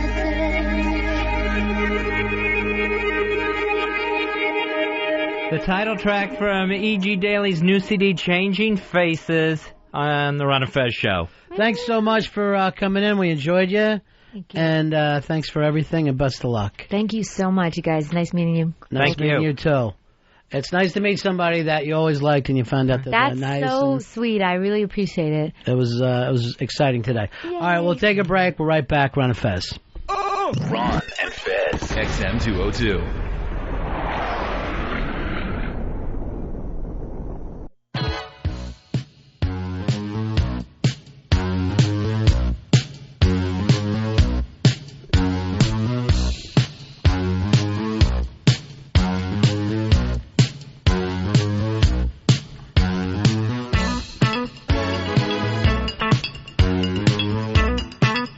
Ron and Fez show. Look at Fez, Cloud 9. I am so excited to get to do the bicycle shop scene from Pee-wee's Big Adventure with the real-life Dottie, E.G. Daly. You know what? If you ever get the opportunity to do that again, do it with Pee-wee's voice, so it sounds like it's Pee-wee and Dottie. I did do it with Pee-wee's voice. I did a very good Pee-wee Herman impression. Let me hear it. I know you are, but what am I? All right, that's Fez. That's Pee-wee. You know what? That was like you and Dawn. Donnie is what it should be. Instead of Dottie. She kept talking to me out in the hall, too, about us doing voiceover work. And I'm like, you need to call Anthony, because Fez has an awful voice. I have an awful voice. I just can't. I'm trying to think if I can do even one cartoon voice, or if I even know any. I can do some cartoon voices, but just, smidgens. All right, let me hear something that you can do. All right, this is Mo from The Simpsons. Mm-hmm. Is there Amanda Hug and Kiss? I need Amanda Hug and Kiss. I'm looking for Amanda Hug and Kiss. All right, do it again, but use Mo's voice from The Simpsons. That was Mo. That was me being Mo. I honestly thought that was you being Fez, finally coming out. All right, Dave, you're waving at me. You can do a cartoon voice? I have a couple. No, first of all, when anyone says, I have a couple, you know that they do this too much. Yeah, this is a scene that I practiced. It's Barney from The Simpsons if he was in the opening scene of Reservoir Dogs. I'm shot! I'm dying over here, Homer! I'm dying over here! Say the fucking words! Say the fucking words! I'm dying over here, Homer! All Why haven't you ever done that for us, you asshole? What are you sitting on that gem for? Yeah, way to wreck my experience. I'm about to rip you a new ass, and the thing was not bad at all. I'll send anybody into the prize closet if they're worth it. 866-RUN-0-FEZ. 866-RUN-0-FEZ. All right, that one was actually pretty good that he did. Yeah, we got Barney and Moe. We got most of the bar covered at The Simpsons. If you can work out Moe, maybe we can end up doing this scene there from Reservoir Dogs. What's his line? Moe should say the fucking words. Say the fucking words. All right, ready? Yeah. All right, ready? Give me when to say it, Dave. Yeah. I'll start. I'm dying over here, Moe. I'm dying. Say the fucking word. I'm dying, Moe. I'm shot, Moe. All right, you don't have to send Moe into it constantly. You did it perfectly before. Here's what you do. You do the scene, and then the voices get used. Okay. And that's the only difference. All right, ready? Go. I'm dying over here. Say the fucking word. I'm dying. Moe's the problem. Yeah, I'm not Moe enough. Oh, you're too Moe. That's the problem. All right, Earl, you said you got one? I saw you point at yourself? I always try to do like when Fred Flintstone always got in trouble in the video. I was like, oh boy, do the real sad. Oh, is that That's just Earl. That's just Earl. All right, try it again. Oh boy. No, that's terrible. I thought you were going to do Fat Albert or something. Weird Harold. All right, do another one, Fez. Here's Fat Albert. No. Do another one. You can do better than this. I'm disgusted, Peter Witchkers. Oh, I need me spinach. That's actually not bad at all. That one wasn't too bad. Dave, you're saying you do another one? Yeah, I kind of do a Roger Rabbit thing. Yeah. Okay. Oh, detective, that was absolutely sticklingly ridiculous. Oh, you need to step back away from the mic a little bit and do it. Okay. Oh, detective, that was absolutely sticklingly ridiculous. He's actually not too bad. Not great, but I don't think it sounded like Roger Rabbit, but that thing could work as a cartoon voice. Right. The annoying thing is how over-the-top acting it out he is. I know, he is driving me crazy. But I got to give him his Barney in Reservoir Dogs, because that's how those assholes always are on stage. But what if somebody else was in Reservoir Dogs? What if someone else was playing Mr. Orange? Someone like Barney. I think it would go like this. All right, hopefully we're going to empty out the goddamn prize closet today, Fez. 866-RON-0-FEZ. 866-RON-0-FEZ. Now, my problem, Fezzy, is I don't even know who all these people are. Oh, by the way, the young lady that was in there, what's her name? E.G. Daly. Having dinner with her tonight. You are? Yeah. I want to go. I'm having dinner with her and I guess somebody from SpongeBob. I don't know the guy's name. Tinny or whatever his name was. Yeah, that's it. So the three of us are going out for a quick meal. I want to go. Yeah. I like her. Like her. Mike, you're on Ron and Fez. I didn't even understand that. What was that, Fez? That was Animal from Muppet Babies. Terrible. Gene, you're on Ron and Fez. Yeah, I can do Marvin the Martian. Go ahead and do it. I'm going to blow you up my P-36 Earth modulator. No, that's just awful. That was horrible. Here's Bob, you're on Ron and Fez. See what again? Do they speak English in what? What ain't no country I've ever fucking heard of. I know the movie you were doing, Pulp Fiction. I don't know the character. Oh, come on, that's Bullwinkle. No, I'm sorry. Did not. Again? That hadn't sounded nothing like Bullwinkle to me. Luke, you're on Ron and Fez. Hey, Ron and Fez. Hey, buddy. I can do Hank Hill from King of the Hill. Do it. Damn it, Bobby. Why's my guitar always smell like belly button? Almost into the prize closet. I felt like he had his hand on the doorknob. I wonder where we're going to go for dinner tonight. I would love for you to come. You could have done that voice that you do. I can go. I'm free. Yeah, she doesn't want you there. What? No, not at all. Dave, you're on Ron and Fez. Hey, how you doing? Good, buddy. I got either a little Pete Puma or maybe some Scooby-Doo. Which would you rather hear, Fez? I want to hear some Pete Puma. Oh no, I'm a little fella's mother, and I've been so worried about him. No, that was just goddamn awful. And it's Paul Puma. Here's Greg. You're on Ron and Fez. Just how you look like you must be, huh? Here's Jake. Jake, you're on Ron and Fez. Hey, how you guys doing today? We're fine. Hey, I got a really good Fez for you. Mm-hmm. 866 Ron Zero Fez. 866 Ron Zero Fez. I'm starting to believe that we have the least talented listeners in history. None of them going into voiceover work. I cannot imagine that any of you folks really think you can do these voices. Ward, you're on Ron and Fez. Hey, Fez, I'm trying to eat my chicken pig to watch the toilet. Yeah, Fez. What do you think, Fez? I don't know. I don't think that Cartman was dead on there. Doyle, you're on Ron and Fez. Hey, it's Fat Albert. 866 Ron Zero Fez. 866 Ron Zero Fez. Josh, you're on Ron and Fez. Let's hear it, buddy. I've got the best Hank Hill for you. Do it, bro. Well, I guess if we're having company, I better get out the tetherball. Fez, not for me. No. Abe, you're on the Ron and Fez show. It's Jabe. Yeah, I got Mickey Mouse down. Go ahead. Hello there, Ron and Fez. 866 Ron Zero Fez. 866 Ron Zero Fez. Maybe the least talented listeners I've ever heard in my life. Everybody should be able to do at least one voice. So far, out of the listeners, it's Earl's Fred Flintstone that's leading the pack. If I honestly had to pick right now, I think that Dave jumped over you, Fez, and that embarrassment that you did with E.G.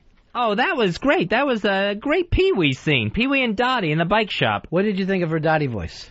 Oh, I was loving her Dottie voice. Ralph, you're on Ron and Fez. Yeah, thank you very much, baby. I just made a peanut butter and banana sandwich. Can I have West Side now, baby? 866 Ron Zero Fez. 866 Ron Zero Fez. Martin, you're on the Ron and Fez show. I will annihilate you with my space modulator coordinator. 866 Ron Zero Fez. 866 Ron Zero Fez. Hey, Jeff, you're on the Ron and Fez show. Yeah. Go ahead, Jeff. Oh, sorry. Damn it, Peggy, if you don't give me any of that pussy, I'm going to go down the hall and fuck Lou Ann. 866 Ron Zero Fez. 866 Ron Zero Fez. Brewer, you're on Ron and Fez. Seriously, dude. Oh,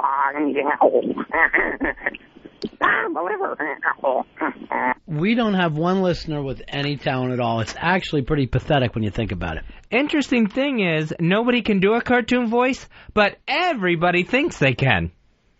And are you looking at yourself in the mirror right now? No, I can do cartoon voices. Give me another one then. Exit, stage lefty Finn. Oh, that's really, Snagglepuss. That really ages you.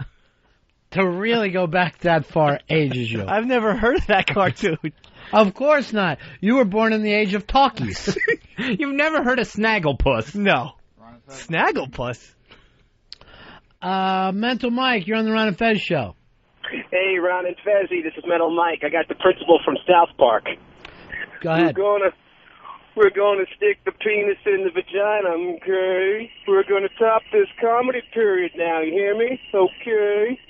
That's just God-forsaken. Joe, you're on the Ron and Fez show. Oh, Patrick. That was a pretty good SpongeBob. We gonna finally have a winner? I think we got a winner here. All right. Hold on, Joe. You're going to the prize closet. I really don't know much about SpongeBob, even though I'm having dinner with him tonight. I really want to go to that dinner. Joe, you hang on. Then you get the Ramones' Greatest Hits, courtesy of Rhino Entertainment. That's in stores now, or you can get it at rhino.com. Let me go to Krusty. Cliff does Krusty. Go ahead, buddy. How are you? What's up, guys? Go ahead, do it. Let me go to Roy. Roy, you're on Ron and Fez. Oh, goody. After 2,000 years of work, the Illudium Q-36 explosive space modulator is finally ready. I will say something for a minor character. That one gets really done the most. Everyone thinks they can do Marvin the Martian. Why don't you try it, Fez? I just did it. Really? Yes. Being disintegrated makes me very angry. You really embarrassed the show when you were doing your Pee Wee Herman thing. I did not. E.G. Daly loved it. She loved being the Dottie to my Pee Wee.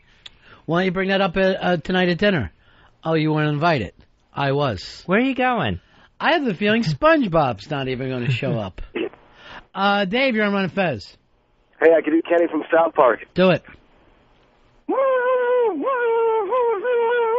866 Ron Zero Fez. We got the. I'm trying to swing open these big ass prize closet doors. Dave, you're on Ron and Fez. Oh, no. It looks like Westside blew another shaft. All right, that just sounds like Dave to me. Anthony, you're on the Ron and Fez show. How you doing, pal? Hi, everybody. I'm Dr. Nick Riviera. Did you go to Hollywood Upstairs College, too? Dr. Nick from The Simpsons? Yeah, I'll put you in the big-ass prize closet for that one. Really? Okay, good. Yeah, you'll get a copy of Don't You Know Who I Think I Was? The Best of the Replacements from Rhino Entertainment. And now Paul Westerberg with the #1 movie. Singing on the #1 movie. And Fezzy, Dottie, what's her real name? E.G. Daly. Invited us to be in the voiceover world. And tonight I'll be discussing with her. Over dinner. Well, get me in, too. I can't. Why?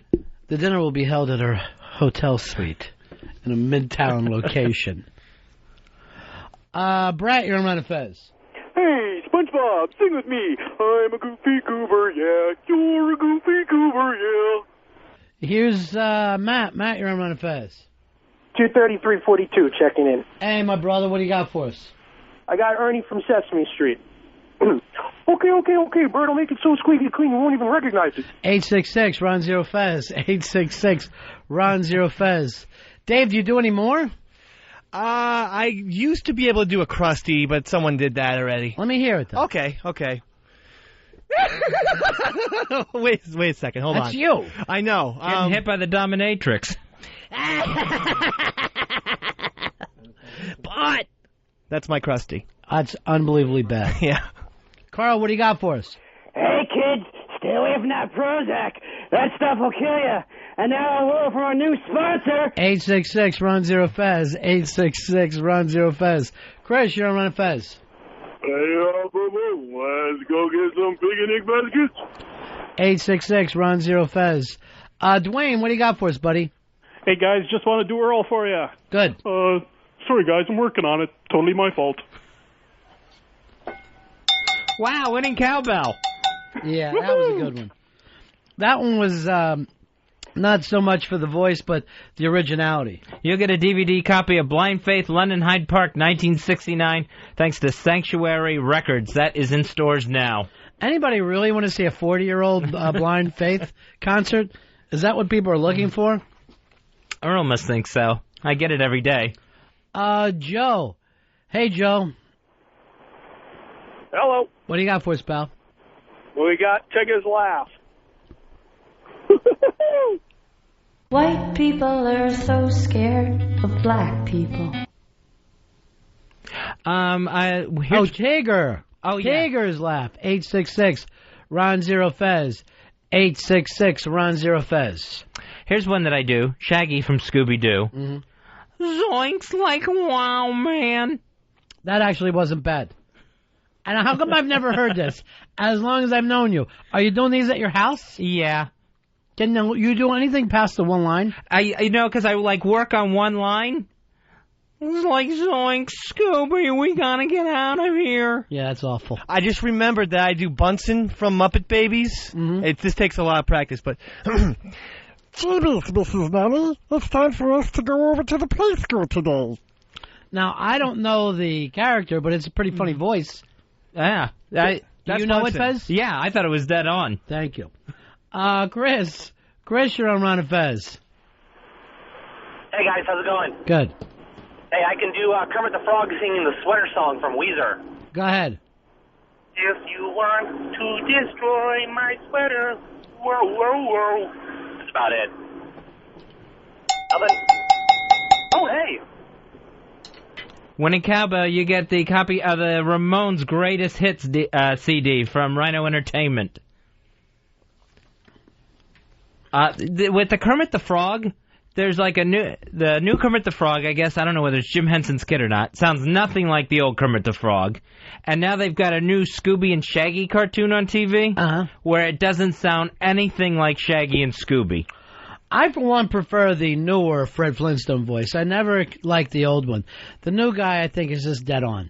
Oh, I hate the new Fred Flintstone. Bonnie. Yeah, I love that guy. Hey, everybody, it's me, Fred. Rob, you're on Ron and Fez. Yeah, hi. I think actually Fez should do Stimpy, and I could be Ren. Do you do Stimpy at all, Fez? I don't know which one is Stimpy. Yeah, you got to call and do your own things. Fez can't help you. 866-RON-0-FEZ. 866-RON-0-FEZ. Got the big-ass prize closet doors swinging wide open. But I got to tell you, you callers are just awful. 99% of you are just terrible. And everybody thinks they can do these voices. Yeah, I had the feeling this is the first time they're hearing that they're awful. Yeah, normally their family or other people they smoke pot with tell them that they're just great. They're just cracking them up at the bar after the big co-ed softball game. 866-RON-0-FEZ. 866-RON-0-FEZ. Some guy, what do you got for us? As for today's show, gentlemen, worst episode ever. 866-RON-0-FEZ. 866-RON-0-FEZ. Terrible comic book guy. Tall James. Hey, buddies. How you doing? Long time, my friend. Long time. I'm going to try and go old school. Mm-hmm. Yankee Doodle. Nice. Anything? Yeah, there's something for the elderly. 866-RON-0-FEZ. 866-RON-0-FEZ. Another character you're not familiar with, Dave? No idea. Yankee Doodle. I heard the song. Yankee Doodle. Was that some sort of Donald Duck type character? Because that's all I was hearing. Or Yankee? Whatever. Yankee used to hang out with Tom and Jerry. And don't forget his best friend, Chopper. Let me go to Randy. Randy, you're on Ron and Fez. Yeah, I got Snarf from Thundercats. Snarf, but Lino. Oh, that's awful. Sorry, my friend. I was pulling for you. Joe, you're on Ron and Fez. Go ahead, Joe. Hello. This is Iris from Bay Ridge, Brooklyn. There's a show I know. It's a funny show. It's a show in Bay Ridge, Brooklyn. There's a faggot on the show. He has oral sex with men. It's a show in Bay Ridge, Brooklyn. How's that, guys? I thought it was amazing. I thought it was awful. I loved it. 866-RON-0-FEZ. 866-RON-0-FEZ. Let me remember to talk to E.G. about that tonight. I would love to go to this dinner. How do you think I feel? I didn't want to go. I thought I was going to have to dinner with E.G. Marshall. This is stunningly weird for me. It's E.G. Daily. Brett, you're on Ron and Fez. What do you got? I got an obscure one named Soundboard Fezzy. Go. So now I'm dating Dawn Cumia, Anthony's sister. 866-RON-0-FEZ. That was pathetic. 86. The whole fucking bit is pathetic, in my opinion. The only thing I like so far is the song and the sweeper. Jeff, you're on Ron and Fez. I got the obscure one, but Uncle Ruckus from the Boondocks at the garden party. Go ahead, give it to us. It. Don't trust them niggas over yonder. Don't trust them niggas over there. Don't trust them niggas over yonder. Big black nostrils, stealing white hair. White people are so scared of black people. He didn't come close to doing the voice, Fez. It was just a reason to drop the N-bomb. Carl, you're on Ron and Fez. Hello, Mr. Han. Say hello to Mr. Maloney. I'm sad. Trying to give some prizes out here. Jim, you're on Ron and Fez. Hello, this is Andre. I'm 7 foot tall, 560 pounds, from Grenoble, France. Must be South France. Actually, it's better than the guy we got doing Andre now. No way. Kevin, you're on Ron and Fez.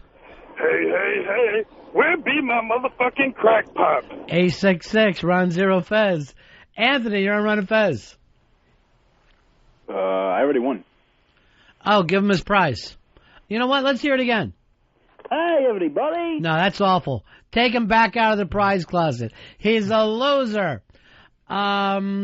He shouldn't have tried to double dip.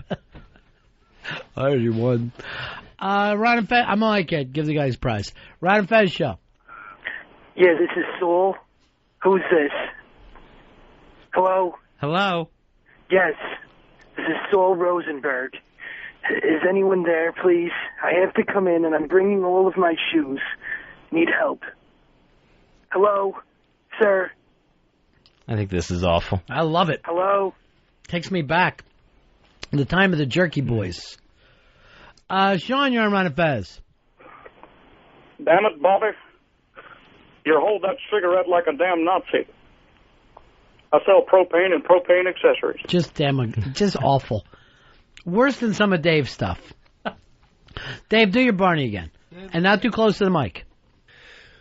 I'm dying over here. I'm dying. Say the words. Say the fucking words. You're going to be okay. I'm going to be okay. I'll be okay.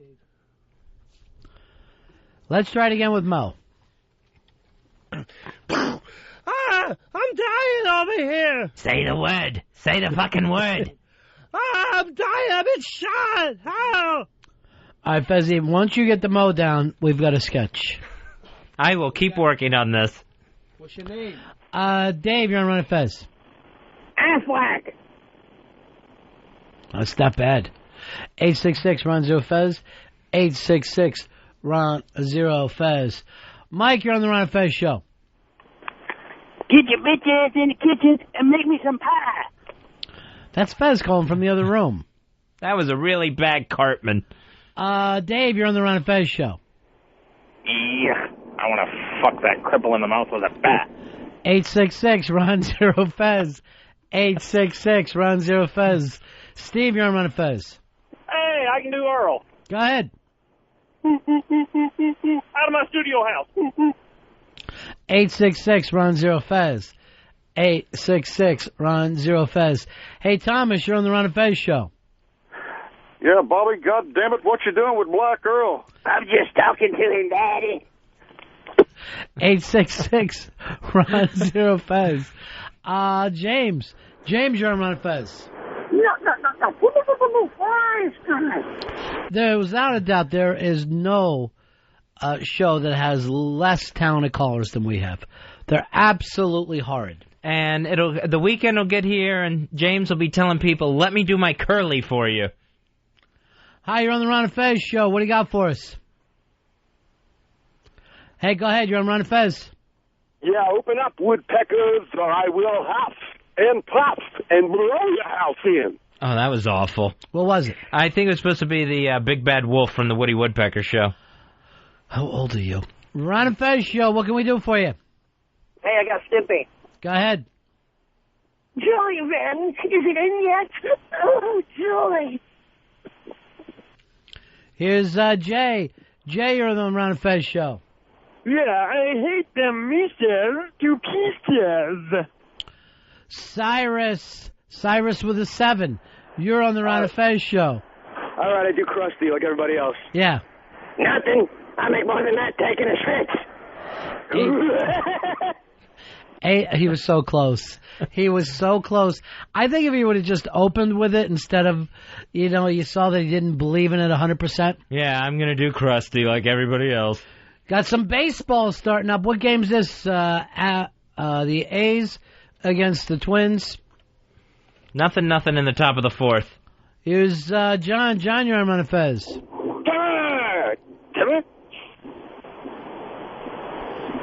Let me jump back over here to Ron. Ron, you're on the Ron and Fez show. Go ahead, Ron. Don't have you. Charlie, you're on the Ron and Fez show. Hey, boo, come on, give me a picnic basket. 866 Ron Zero Fez. 866 Ron Zero Fez. John, go ahead, buddy. Oh, lick the balls, West Side. Lick the balls. Wow, a winner. You're going in the big-ass prize closet, you'll get a DVD copy of The Blind Faith, London Hyde Park, 1969. John, let me hear it just one more time. Lick the balls, West Side. Lick the balls. Oh, that's perfect. That's a big winner. Here is Mike. Mike, you're on Ron and Fez. Hey, how you doing? I'd like to know if you'd like to hear some Kermit the Frog. Yeah, call us if you ever can pick that up. Fernando, you're on the Ron and Fez show. 1519, guys. All right, I'm pulling for you, Fernando. Hoo-ah! I got Black Girl here. Go. I've fallen, I can't get up. 866 Ron Zero Fez. Chris, what do you got for us, pals? I got Elmo. Do it. Elmo. Awful. 866 Ron Zero Fez. 866 Ron Zero Fez. Brett, what do you got, my friend? I do a great Hank Hill. Go ahead and do it. Am I on the radio? Is this the radio with Ron and Fez? Wow, was that awful. That may be the worst yet. Hey, Mark. Mark, you're on the Ron and Fez show. Italians are pimps. Even in the around for Santino. But what I didn't know, till this very day, was that it was Bazzini all along. My favorite cartoon of all time, The Godfather. You'll get a Ramones Greatest Hits CD from Rhino Entertainment. Let me go to Dan. Dan, you're on Ron and Fez. Yeah, I could do the Roadrunner. Yeah. Beep, beep. Beep, beep. 866 Ron Zero Fez. Here's Pete Puma, Fez. What do you got for us, Pete? They need to give me a whole lot of. Why do they keep calling it Pete, not Paul? I'm pretty sure it's Paul Puma. Miller, you're on Ron and Fez. He didn't just have one Mercedes-Benz. He had every Benz ever made. I don't know what that is. He was doing the guy that used to go around the lifestyles of rich and famous. Todd, you're on Ron and Fez. Hey, what's up? Yeah. My mama told me, go get something for dinner. Sorry, T-Bone, didn't work out for you, Toddy boy. 866 Ron Zero Fez. 866 Ron Zero Fez. You know, Fez, we made fun of some of the impressions you do, but they seem like they're better than most. Oh, yeah. Yeah, these people, they got nothing here to try to get in the big-ass prize closet. Paul, you're on Ron and Fez. Go ahead, Paul.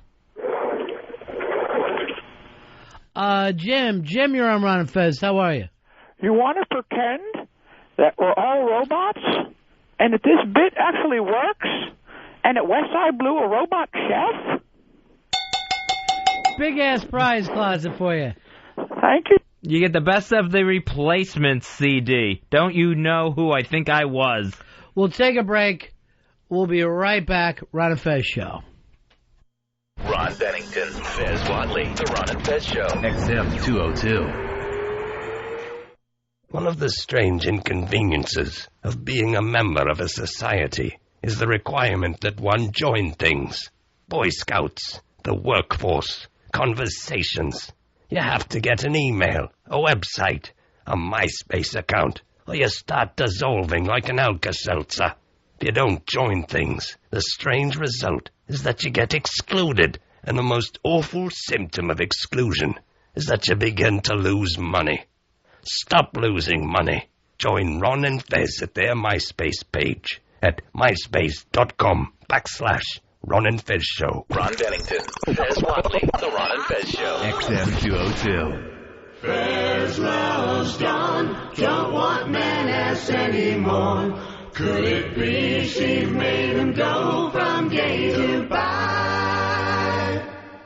And did I hear him say on that radio yesterday that he no longer wants to fuck a guy?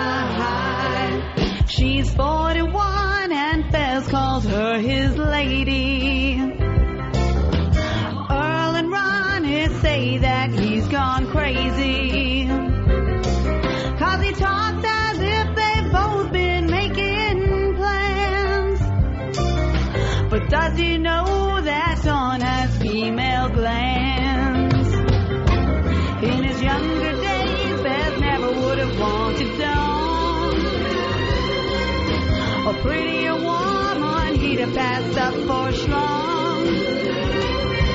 But there's something new that he might wanna try.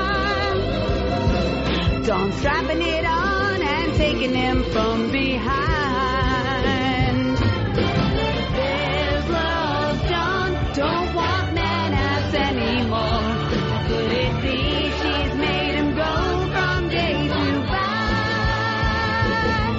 And did I hear him say on that radio yesterday that he no longer wants to fuck a guy? There's love done, don't want man ass anymore. Could it be she's made him go from gay to bi? And did I hear him say on that radio yesterday that he no longer wants to fuck a guy? There's love done, don't want man ass anymore. Could it be she's made him go from gay to bi? And did I hear him say on that radio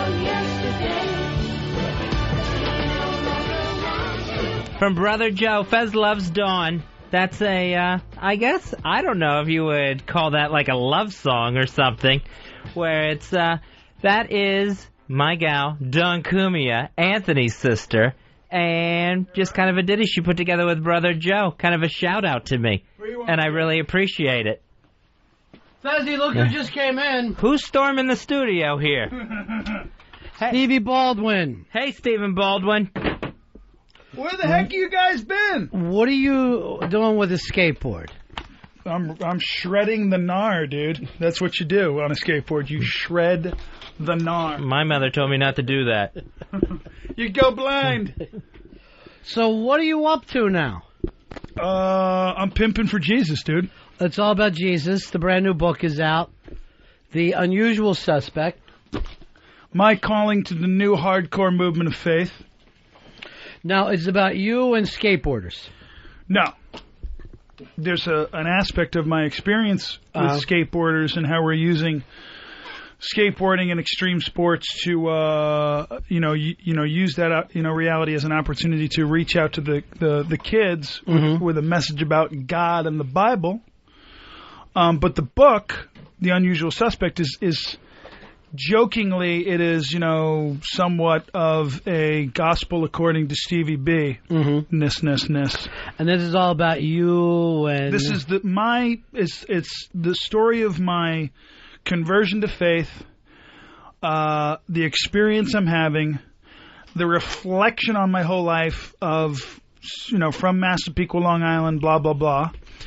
And just in my own words, and again, I don't know if you guys heard, the book's number 27 on the New York Times bestseller list, which is... How long has it been out? Mental. A week and a half. Now, your whole thing about being born again, very long pregnancy. Took a long time for it to catch on with you. I don't know what you're talking about. Well, I guess it happened in exactly the time it was supposed to, baby. Yeah. But it's weird. It's real. It's it's all in the book. But the thing for me is, my wife became a born again Christian 6 years ago. I got to watch her firsthand for a year go through this transformation, thinking, okay, cute, whatever, and then just kind of became curious about it, and then became willing to give it a try, thinking this isn't going to matter, and I was wrong. Now, I remember a couple of times a few years ago, you and I hung out. We went around to a couple places, and you said to me, and I always remember this, I'm going to tell people something soon that's going to blow them away. So I'm going to assume at that time you were already had this thing, but you weren't prepared to tell everybody. I'm sure that's probably it in retrospect. Yeah. Thank goodness that is the end result, because if it was something else, Lord knows. Yeah, right. I might be here dressed as a woman. What else could it be? So you kind of got this thing, but you weren't immediately ready, because I guess as soon as you started to talk about it, being the fact that you're a celebrity, that you're almost pushed to the front of the class. people are looking for you to lead rather than just being a follower. Well, right, wrong, what? Listen, I don't know. Mm-hmm. I don't know. Here's what I like to tell people. I've been there. I've done that. I've been a freak. There's a great story about the Playboy Mansion in the book. Mm-hmm. You know, going into the grotto, you know, the whole frickin' 9 yards. And, you know, for me, the Christian thing and the born-again thing has gotten such a bad rap. Mm-hmm. And there's such a huge, you know, culture gap between the church and the things of the church and the perceptions of church and faith that I read the Bible, dude, and there's nowhere in the Bible that says you can't be gnarly and have fun.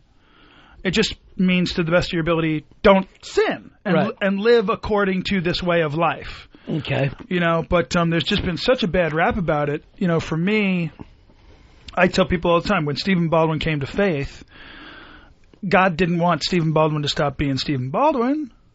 So nothing about you has changed except for you're following this other path. You're still, your personality is the same. You're able to talk about other things. You're able to still appreciate art, you know. Depends on everything the art. that you did before. You know, oh, so it's not everything that you did before. Well, no. Listen, the Bible says, you know, with the same mouth that worships, you know, the same mouth cannot condemn or use bad language or this. Now, do I cuss almost every day? Right. You know, sure. I'm still a sinner. You know, I still commit sin. Mm-hmm. The difference is now, A, that's not acceptable to the best of my ability. I can't use that as an excuse. Oh, well, I'll be forgiven. You can't do that. You have to really try, and that's a big problem within Christianity today. There are Christians that walk around and go like, you know, like the Jews turn around and say, oh, you can, you know, just repent that one day a year, and, you know, otherwise, you know, it's Sodom and Gomorrah, and it's all good. You know, it doesn't work like that, according to my faith. All right, so let me just plug your book. The Unusual Suspect, number 27 on the New York Times list after only a week and a half. Isn't that wild? Stephen Baldwin, his story. And I look here on the back, and I see you get a little blurb from your brother, Alec, and I know people always try to, now that you're born again, and you've been kind of seen with the people who dislike your brother's politics, that they want to separate you guys, I guess, a little bit, where they want to say, choose between your Baldwins or whatever. Well, I'm sure that the brothers and what they believe in and stand for politically, they get a lot of flack about me. Right. And it is kind of weird for me to be like, you know, wherever I am in the country and have Christians come up to me and, you know, you get some pretty intense people, man, you know. Right. So when's your brother coming to Jesus? You know, and wouldn't this country and this world be a much better place if your brother came to Jesus? You know, and I look at those people and I say to them, yeah, keep praying, buddy. You know, because any kind of pressure on me about that is just a joke. You know, I mean, he can still kick my butt, A. People tend to forget that. B, there's been an expression of evangelism that goes something like this. Preach the gospel as often as you can, and when you have to, use words. So what that means is, obviously, walk the walk and live the life and be an example, because that's going to speak louder than anything else. You know, and doing a Jimmy Swaggart, you know, probably isn't a good idea. You know, so for me, my brothers and I talk every week. My brother's on David Letterman tonight, and then I'm going to the Yankee game with him. You know, we're brothers. Right. You know, we're not going to let any political or religious whatever get in the way of our friendship and our love for one another. So you felt like that from the beginning, and he felt the same? He never gave you, what the hell are you doing? What is this gimmick? No. Can I eat a peanut butter cookie right now? Whatever you want to do. You want a piece? No, I'm fine. It's really good. Okay. It's organic. That's your thing? No, organic? That's what my wife makes me do, dude. Okay. It's so gnarly. First Jesus, now organic peanut butter cookies. I'll put it to you this way. When I was at the Republican National Convention for the re-election of George W. Bush, and Billy Baldwin was outside picketing, this was interesting. Right. And I will say that the brothers have kind of said to me, be careful with all that. Ooh, be careful with all that. With the Republican stuff and the political with stuff. Just whatever your political thing is. Oh, hold on. Can I take this call? Yeah, everybody does here. Yeah. Hey, Mel. What you doing, bro? You're choose your words wisely, bro. You're live on XM satellite radio with the Ron and Fez show, bro. Say what's up to Ron and Fez. Hey, Ron and who? Yeah. That's what I call the show, too. I don't care for Mel. That's Mel Blanc, Fez. And you better be ready. Hold on. What's up, brother? How you doing? I'm good. Look, I'm in the middle of a radio interview. You were just on the radio, brother. Awesome. Okay, sorry, man. I just didn't understand who it was. Hope Alec calls. Ron and somebody. I thought it was. Yeah. Ron and Fez. It's a huge radio show on the XM satellite radio network. Well, man, you guys have a great show, and praise the Lord, huh? Praise the Lord, Mel. Amen, Praise the Lord. I'll call you back. Mel doesn't sound like a saint's name. No. I would think Mel would be a Jewish guy. No, Mel is actually Howard's boss. No. He's the pastor of a church in California, in Woodland Hills, called In His Presence. It's a fabulous church. And his wife is the co-pastor. She's a former stunt woman. And Mel, when you call his phone, dude, this is the song you hear. What's that song? And you never been to heaven. I've been to Oklahoma. You got that one, Earl? Yeah. What's that? Who sings that? Three Dog Night? Is it Three Dog Night? I mean, that's the this is part of the new movement I'm talking about. Well, it's a 40-year-old song. It's not like it's cutting edge, Steve. No. But the fact that a pastor of a church would have it on the outgoing message of his cell phone and not be all worried about It's all fun. Yeah, it's all fun now. He's saying, lighten up. Fez, you ready to come to Jesus? Oh, yeah. Well, I always thought I had come to Jesus. I don't think you have. Yeah. Lutheran. What? He's Lutheran? Yeah, I can be Lutheran, can't I? Absolutely. Luther Vandross. I've been to the church. They sing about Luther Vandross. I have a problem with that. We love Jesus. Yeah. Stevie, let's get into this other thing. We would see you in the news about hassling people going into a porn store in your neighborhood. I don't know what you're talking about. And then you're writing their names down, and you're trying to get them in the newspaper. And now I hear you're moving. No. That was the latest thing. First of all, what happened was it never got to writing anybody's names down. Mm-hmm. Dude goes to open a porno store in my town. Mm-hmm. It's on a main thoroughfare that I got to drive by 10 times a week, taking my cute little daughters to ballet class. This place wasn't just selling books and videos. This guy had like 8 peep booths in the place. So this was, disgusting to you. This was Family Guy. This was old school, Times Square, 8th Avenue porn in a cute little town like Nyack. So a group of people who were residents went to 3 town board meetings, voiced their disapproval and opposition. The owners of the store were there. They knew there was opposition. They chose to ignore it. They figured, hey, free country, we're going to do what we want. So they get their permits, they get their licenses, but they start putting this place together. And I said, you know what?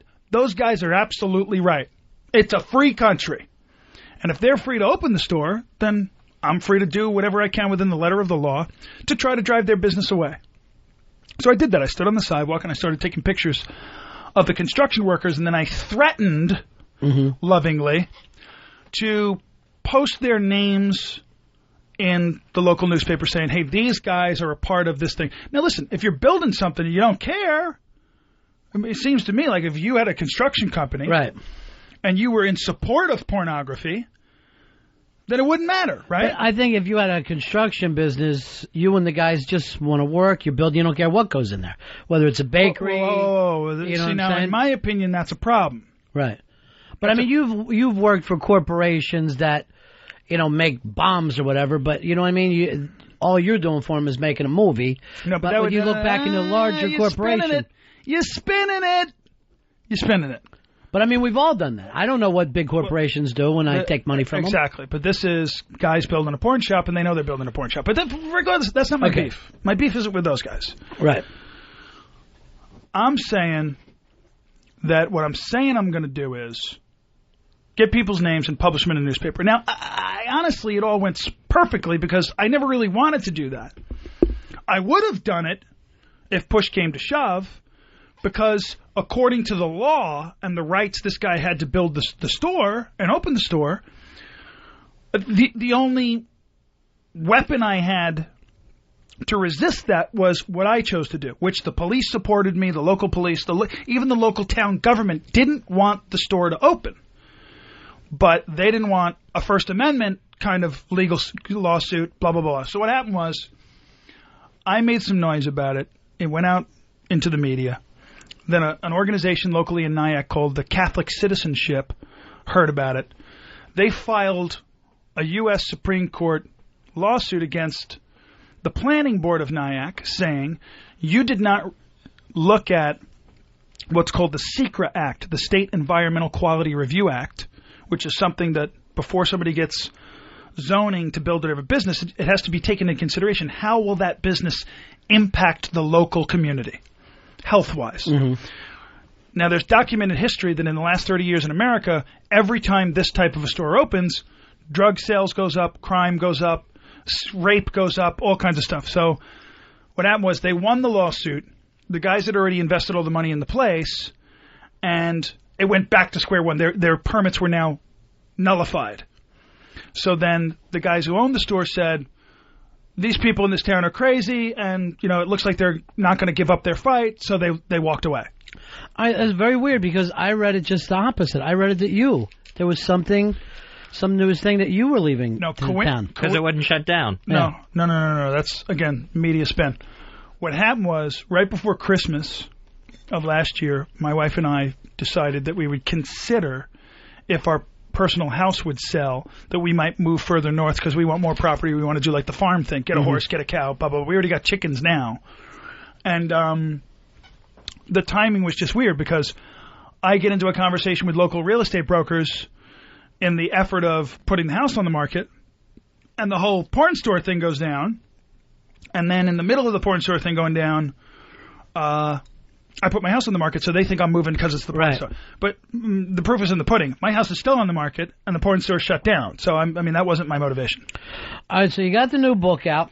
Yeah. This is it, number 27, Fez. On the New York Times bestselling list, The Unusual Suspect, My Calling to the New Hardcore Movement of Faith. Let me tell you what's awesome. Mm-hmm. I've had critics and media people reading the book coming back to me and going, okay, dude, we had one expectation in mind, and you hit us in the back of the head with something totally different. They said, love the book, funny, really funny, the stories you tell. I was thoroughly entertained, and the thing I like about the book most is refreshing of a read, because when I read the book, I felt like I was sitting in a room just having a conversation with Stephen Baldwin. Mm-hmm. So, amen and amen, brother. So you feel real good about this book. You feel real good about where your life is going. You're still acting. Still acting. I got a big reality show that I'm shooting the pilot of later this month. Now, what's that about? It's about the launching of my own ministry. Mm-hmm. It's going to take place in Hollywood. It's on one of the really super big music channels. Can't talk about it. I did a couple weeks ago, and they spanked my little fanny. And then I'm doing a little cameo in a Vince Vaughn movie in January. You know Vince for a while, or? No. Never met him? I don't remember. I might have just, hey, what's up? One of those deals. So how'd you get pulled in for this? They called my agent. They called my manager, called my agent, just said we're doing this thing. And so every day you're either doing the stuff with your ministry, which is really these young skaters. Right. Going out, and all the kids love skaters, so they all come in, and there's rock music playing, and then at some point you hop up and start talking to these kids. Not even me. Not even you. The skaters themselves. I kind of do an introductory kind of P.T. Barnum, hey, what's up? And but what's cool is next year, starting in January, we're going to be open for business with this ministry called the Breakthrough Ministry. The tour for next year is going to be, I've already been doing a skate tour that's a smaller scale. Now we're going to be doing an arena thing called the Uprising Tour. And anybody who wants to know all of this kookiness I'm doing, they can go to StephenBaldwin.com, Stephen with a PH, StephenBaldwin.com. It's got my book, The Breakthrough Ministry. It's got the Lord's Lounge. Mm-hmm. Have you seen the Lord's Lounge? No, what happens there? I built this custom truck. Remember when Matt McConaughey toured the country in an Airstream? Yeah, I remember that. For Sahara? Had it all over the thing, wherever you went. I thought that was cool. I did the same thing for my book tour.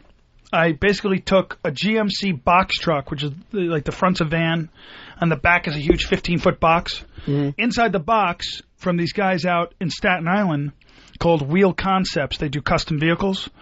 I turn around and I do. I built the inside of the box to replicate a 70s disco lounge. It's online. You have it online? Check it out, Fez. Go to thelordslounge.com.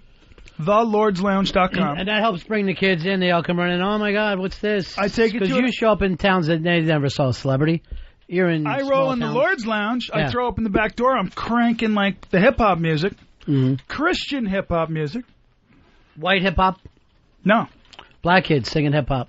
Oh, there's a group called The Cross Movement. Yeah. If I played you one of these songs, you would freak. You love it.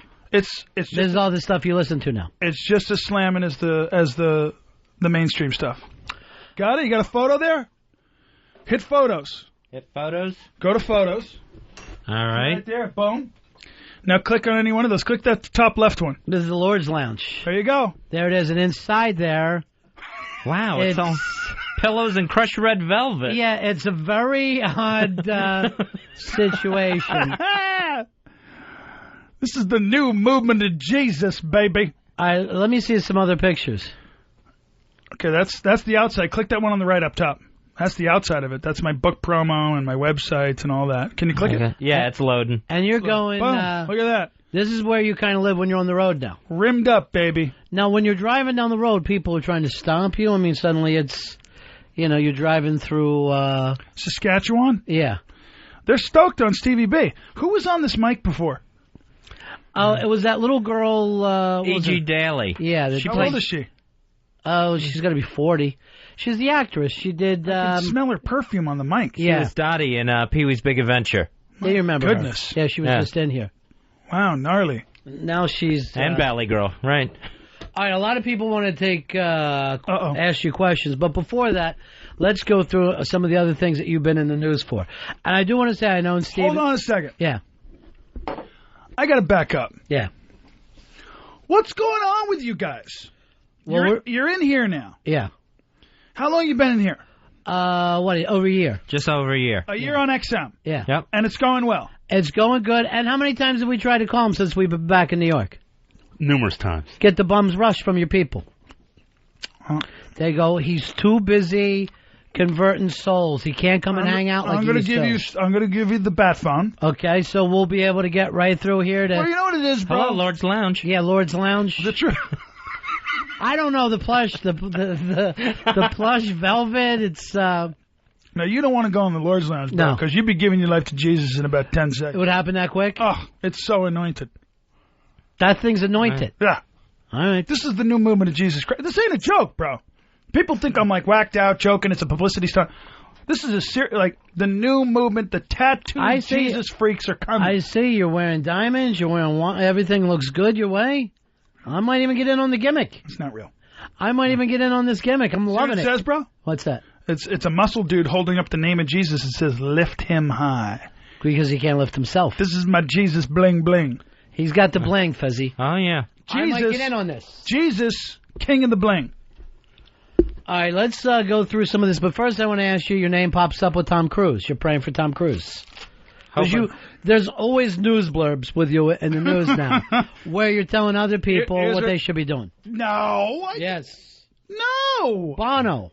You said stop trying to help the Africans. I did not say that. You're spinning it, homie. Oh, I'm telling you what I read. Well, I'm not telling you they what... spun it too. Yeah, read I'm my not telling book. you what you I think said. it's page 248. Read what I said about Bono. Okay. What do you got, Fez? You said that Bono could do far more good preaching the gospel than trying to erase third world debt.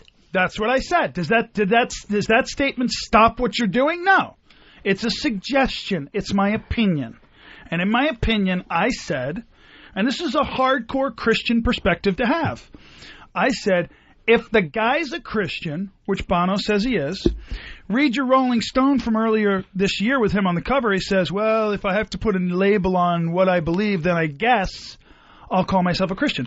Well, read the Bible, dude. Jesus says, you can't be guessing you're a Christian. Either you are or you're not. Well, I think, and I'm going to defend Bono here. Go ahead. It's not so much about Christ, but other Christians. that if you say you are a Christian now, it seems like you join a pack of people that are not necessarily making the world a better place. And I'm not talking about all Christians. I'm talking about that Christian right thing, that judgmental thing. I could not agree with you more. Right. That's part of why I'm doing what I'm doing. What I'm doing is to change the perspective that people have on what it means to be a person of faith. I'm on a skateboard. I got a tattoo. It doesn't matter. My thing with Bono is simply this. Mm-hmm. The guy came to this country as a much more outspoken Christian then than he is today. Is he doing great Christian work? Yes. Is he a freaking genius? Yes. Do I listen to his music a couple times a month? Yes.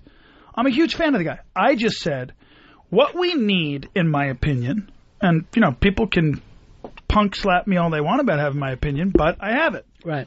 And my opinion is we need more guys in a position like Bono not sidestepping the fact that they're a Christian, in my opinion.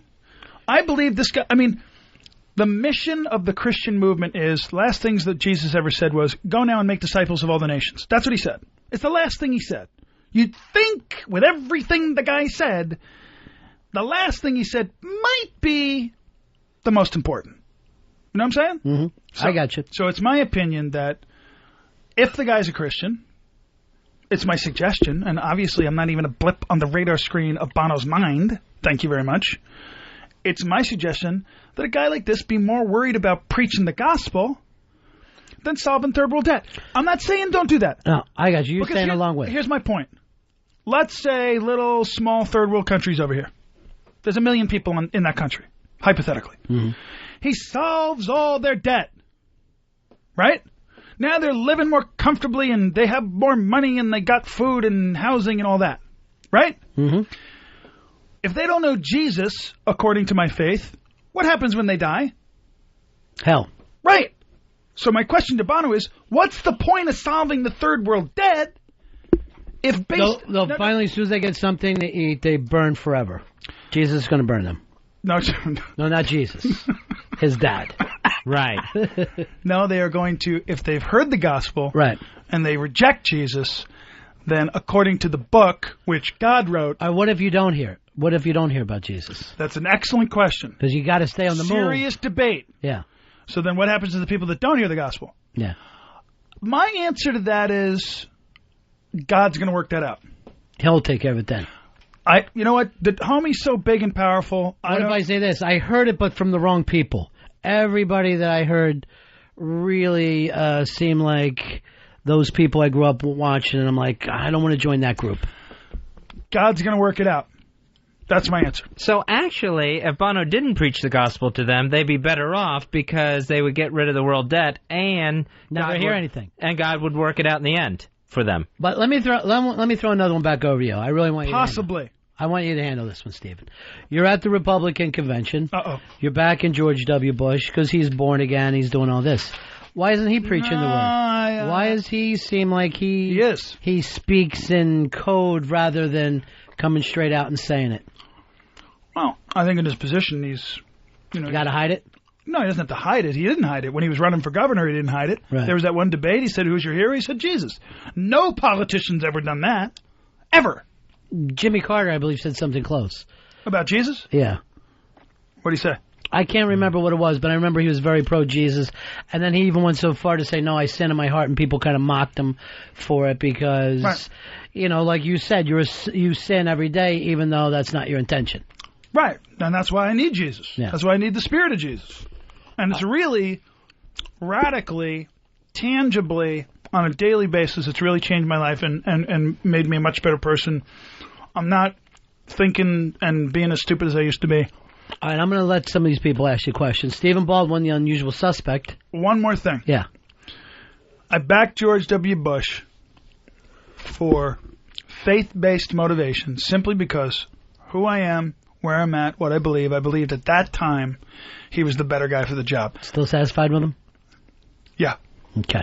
I am still satisfied with him just because, you know, and here's the thing that, you know, you and I could probably have a really fun, we should go get a veggie burger and talk about this.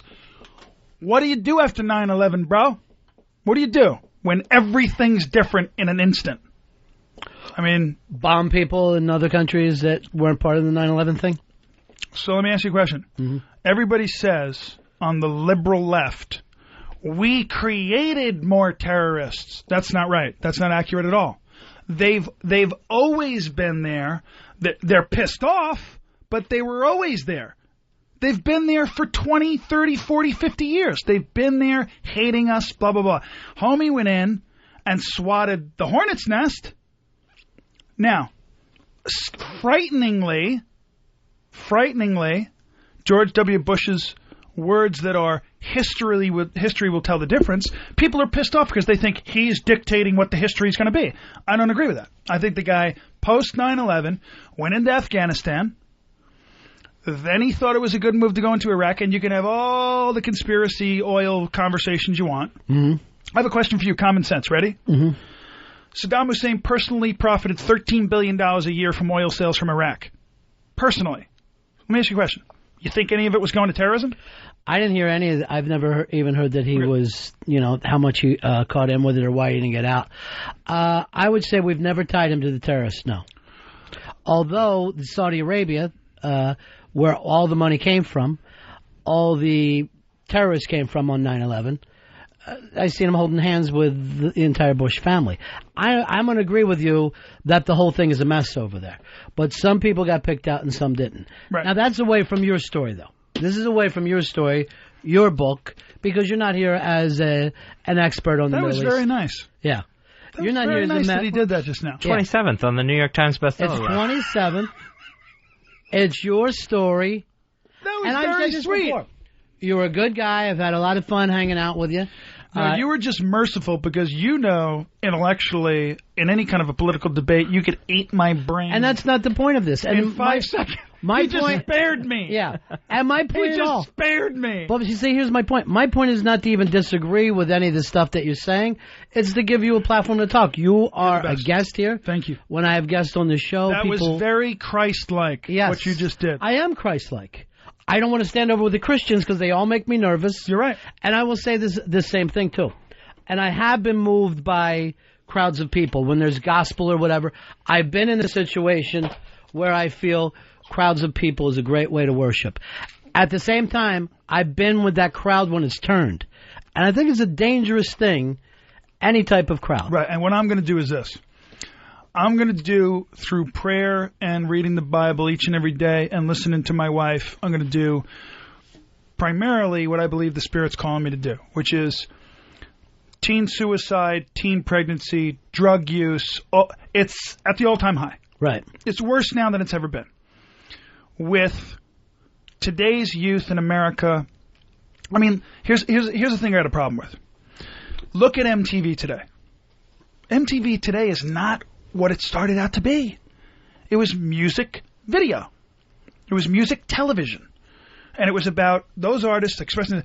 Now it's the same thing, only culturally, those videos express 90 to 95% of the time two thoughts. Sex, money. That's all you see on MTV now. And unfortunately, you have 5, 10, 15-year-old kids watching that, obviously being influenced by it. Well, what about for you? I know people are going to say you're selling a book, you've got a tour. How big is money for you? I will also say this, knowing you, you've always made money. Your whole life, right. You've had stuff besides being a big actor in Hollywood. You've always had side projects, businesses. So making money is not new to you. No, making money is not new to me, and it's my hope and my prayer that the book goes through the roof. Mm-hmm. I hope it sells a bazillion copies so I can fund my ministry and not even have to raise money or anything. I'll use all my own money. You'd rather not ask people to spread the hat around or whatever.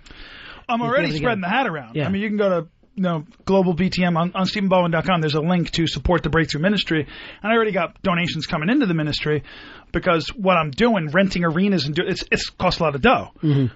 I tell you right now, if my book continues to become more and more successful, if my book does, a Rick Warren deal, Purpose-Driven Life, and goes bananas, praise God. I mean, if I make 5, 20, 30, 50 million bucks off the book, I'll be doing the Breakthrough Ministry on my own dime Your own way, nobody else's around business. the country as often as I can. And the big thing to be a Christian, bring in converts. That's what you got to do.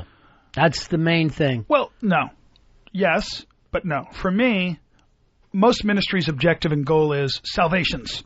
You know, leading people into the truth that is Jesus Christ as the Messiah, blah, blah, blah, blah, blah. That's obvious. I'm hoping that the Uprising tour that launches next year, which is going to be this. The tour is going to be, people say to me, what is the Uprising skate tour? And I tell them it's this. It's Tony Hawk skate tour meets a Pink Floyd concert with a little Cirque du Soleil. That's what I'm going to create. Meaning there's going to be like chubby guys in tuxedos walking around and like, you know, skateboard little kids looking at, you know, the goofy looking guy, and all of a sudden he walks up and a dove flies out of his hand. I want to freak the kids out with a fun experience. It's my hope that a kid comes out of the show, sees his buddy who said, "Oh, I wasn't going to that crap. What was it like?" And then the kid goes, "Dude, I'll tell you right now.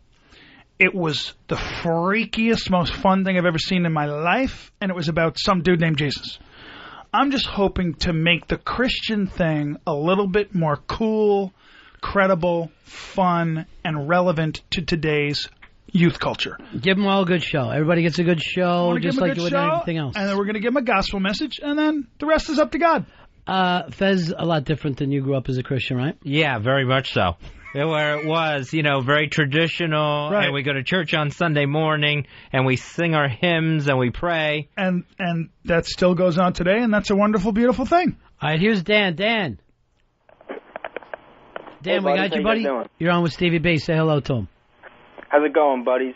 Quick question. I had heard that you were working with Brian, or Head from Korn, that was about a year ago. I was wondering if any projects were coming out or what he's up to, anything like that. Yeah, we talked for a minute, he and I, about doing something. And then, you know, he got very, very busy writing a record, which I think he's still writing. He's kind of underground, writing his own solo record right now. I spoke to him a couple weeks ago, like 4 or 5 weeks ago. I ran into him where he lives. And he's just chilling, bro. He was kind of out there. He's got his own thing going on. I think you can go to do a web search and find out what his website is. But he's doing a lot of stuff where he's building like children's orphanages, and he's doing a lot of cool stuff. And I think he's just waiting for the right time in his mind to go ahead and launch his solo music career. But right now we're not doing anything. And is that always the thing too? Are there people in Hollywood reaching out to you, Stephen? Is this have you kind of opened a door for people who might have been afraid to say what their faith was? Well, I wouldn't say amongst celebrities. Yeah. I know that there's a lot of pretty cool people that are, publicists and actors and agents and working actors that are coming up to me who are Christians, and they're saying, God bless you for your boldness and this and that. But that's not my motivation. You know what I mean? My thing is, I didn't think becoming a born-again Christian was going to make a difference in my life. But what I did was I became willing to do it, not the way Stephen says, because a lot of Christians out there doing designer faith. I believe this part of the Bible, but not that part. And I'm a sinner, and I'll quit smoking, and I'll do this, and I'll do that. And, oh, wow, Wes Yoder. Oh, my man Wes, this guy's right there right now with all the Amish people in Pennsylvania. All right, go ahead, take his call. Sure. Hey, I'm on the air on Ron. I'm on the air on Ron and Fez on XM Radio, but you're on speakerphone right now. Are you still in Pennsylvania? I just left, and I just wanted to call you and thank you so much. Your call the other night, just saying you would come up there if needed, it meant so much to me. I know it was your heart, and that part didn't work out, but man, the Lord really is going to use the situation there in Pennsylvania in incredible ways, and the lesson of forgiveness that's going to emerge from this community is just profound. It's absolutely profound. All right, brother, listen, I'm on the radio. Are you on a plane in a minute, or can I call you back? No, call me back. My plane's not till 5, so I've got a couple hours. I'm driving, and I'm in and out of cell coverage, but it's getting better, so. I'll call you right back. All right, Yoder, did he grow up Amish? Because it's an Amish name. He grew up he's one of my representatives in all my Christian stuff, like my literary agent, so to speak, for my writing and my stuff like that. And he owns a big company called the Ambassador Speakers Bureau. It's this big Christian agency. And he grew up literally 3 miles from where that happened. Wasn't raised Amish, but knows a lot of the community. The name Yoder is an Amish name. I'm from Pennsylvania myself, so maybe his family moved out of that a couple generations before. Yeah, or something. maybe. Yeah. Maybe. I did see, just to cop in on this thing, that these people, these Amish people, immediately said forgiveness and life goes on, and they're really not interested in why or how or whatever. Boom. Yeah, there hasn't Off we been go. any talk of revenge or, even the sadness Blame, is there. yeah, nothing at all. But no anger. Very interesting perspective those people have. And as far as, I guess you could call it a denomination of faith. Sure it is. It is Christian. These guys here in New York, I'm plugging somebody now, did a documentary called The Devil's Playground. And the name of the company is called Stick Figure. They're here in New York, and they're a documentary company that did a thing a couple of years back called Devil's Playground, and it's an awesome documentary on the Amish. I'll have to check it out. Here's Isaac. Isaac, say hi to Stephen Baldwin. Hey, what's up? I miss Heathen Baldwin. But, Steve, it just seems to me that are you using this faith to get attention in the fact that things haven't maybe been going so well for you lately in the star-filled world of Hollywood? Or All right, we'll let Steve... What's his name? I forgot what it was. I just went to him and let him go. Oh, you let him go? Yeah. Well, brother, it says in the Word of God that God will use the foolish things of this world to confound the wise. Read my book, bro. Go out and get my book, because in my book it even talks about how right after the movie The Usual Suspects, I had all kinds of wonderful career choices and deliberately chose to go do the movie Biodome because it was going to be fun. Because I never wanted to be like one of those actors that had to be like superstar, your next movie has to do $100 million guy. So, bro, listen, I love you. I'll be praying for you. God bless you. Give your life to Jesus. Peace. Stephen Baldwin, thanks for coming in, buddy. It's good to see you again. We're on our way out now. Stephen Baldwin's book, The Unusual Suspect, My Calling to the New Hardcore Movement of Faith. That's in bookstores now. Number 27 on the New York Times bestseller list. Amazon.com. Amazon.com. And his website. StephenBaldwin.com, where you can check out everything on the Breakthrough Ministry and the Uprising Skate Tour coming soon. Right on. God bless you guys. Thanks. Take care, my friend. Nice seeing you. See y'all. Soon it'll be filled with parking cars. I watched it for a little while. I love to watch things on TV. Satellite of love. Satellite of love. Satellite of love. Satellite of. I've been told that you've been bold with Harry, Mark, and John. Monday and Tuesday, Wednesday to Thursday with Harry, Mark, and John. Satellites gone up to the skies. Things like that drive me out of my mind. I watched it for a little while. I love to watch things on TV. Satellite of love. Satellite of love. Satellite of love. Satellite of.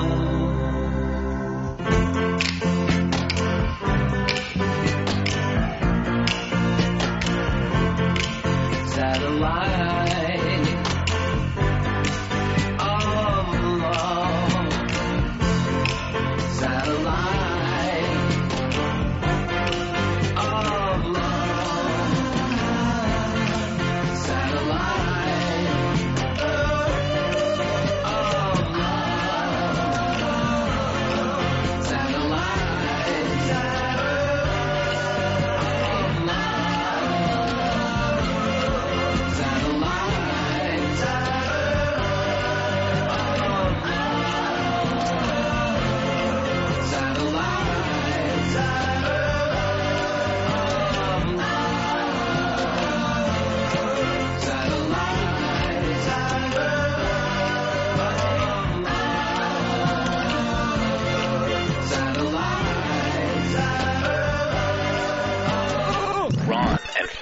XM 202.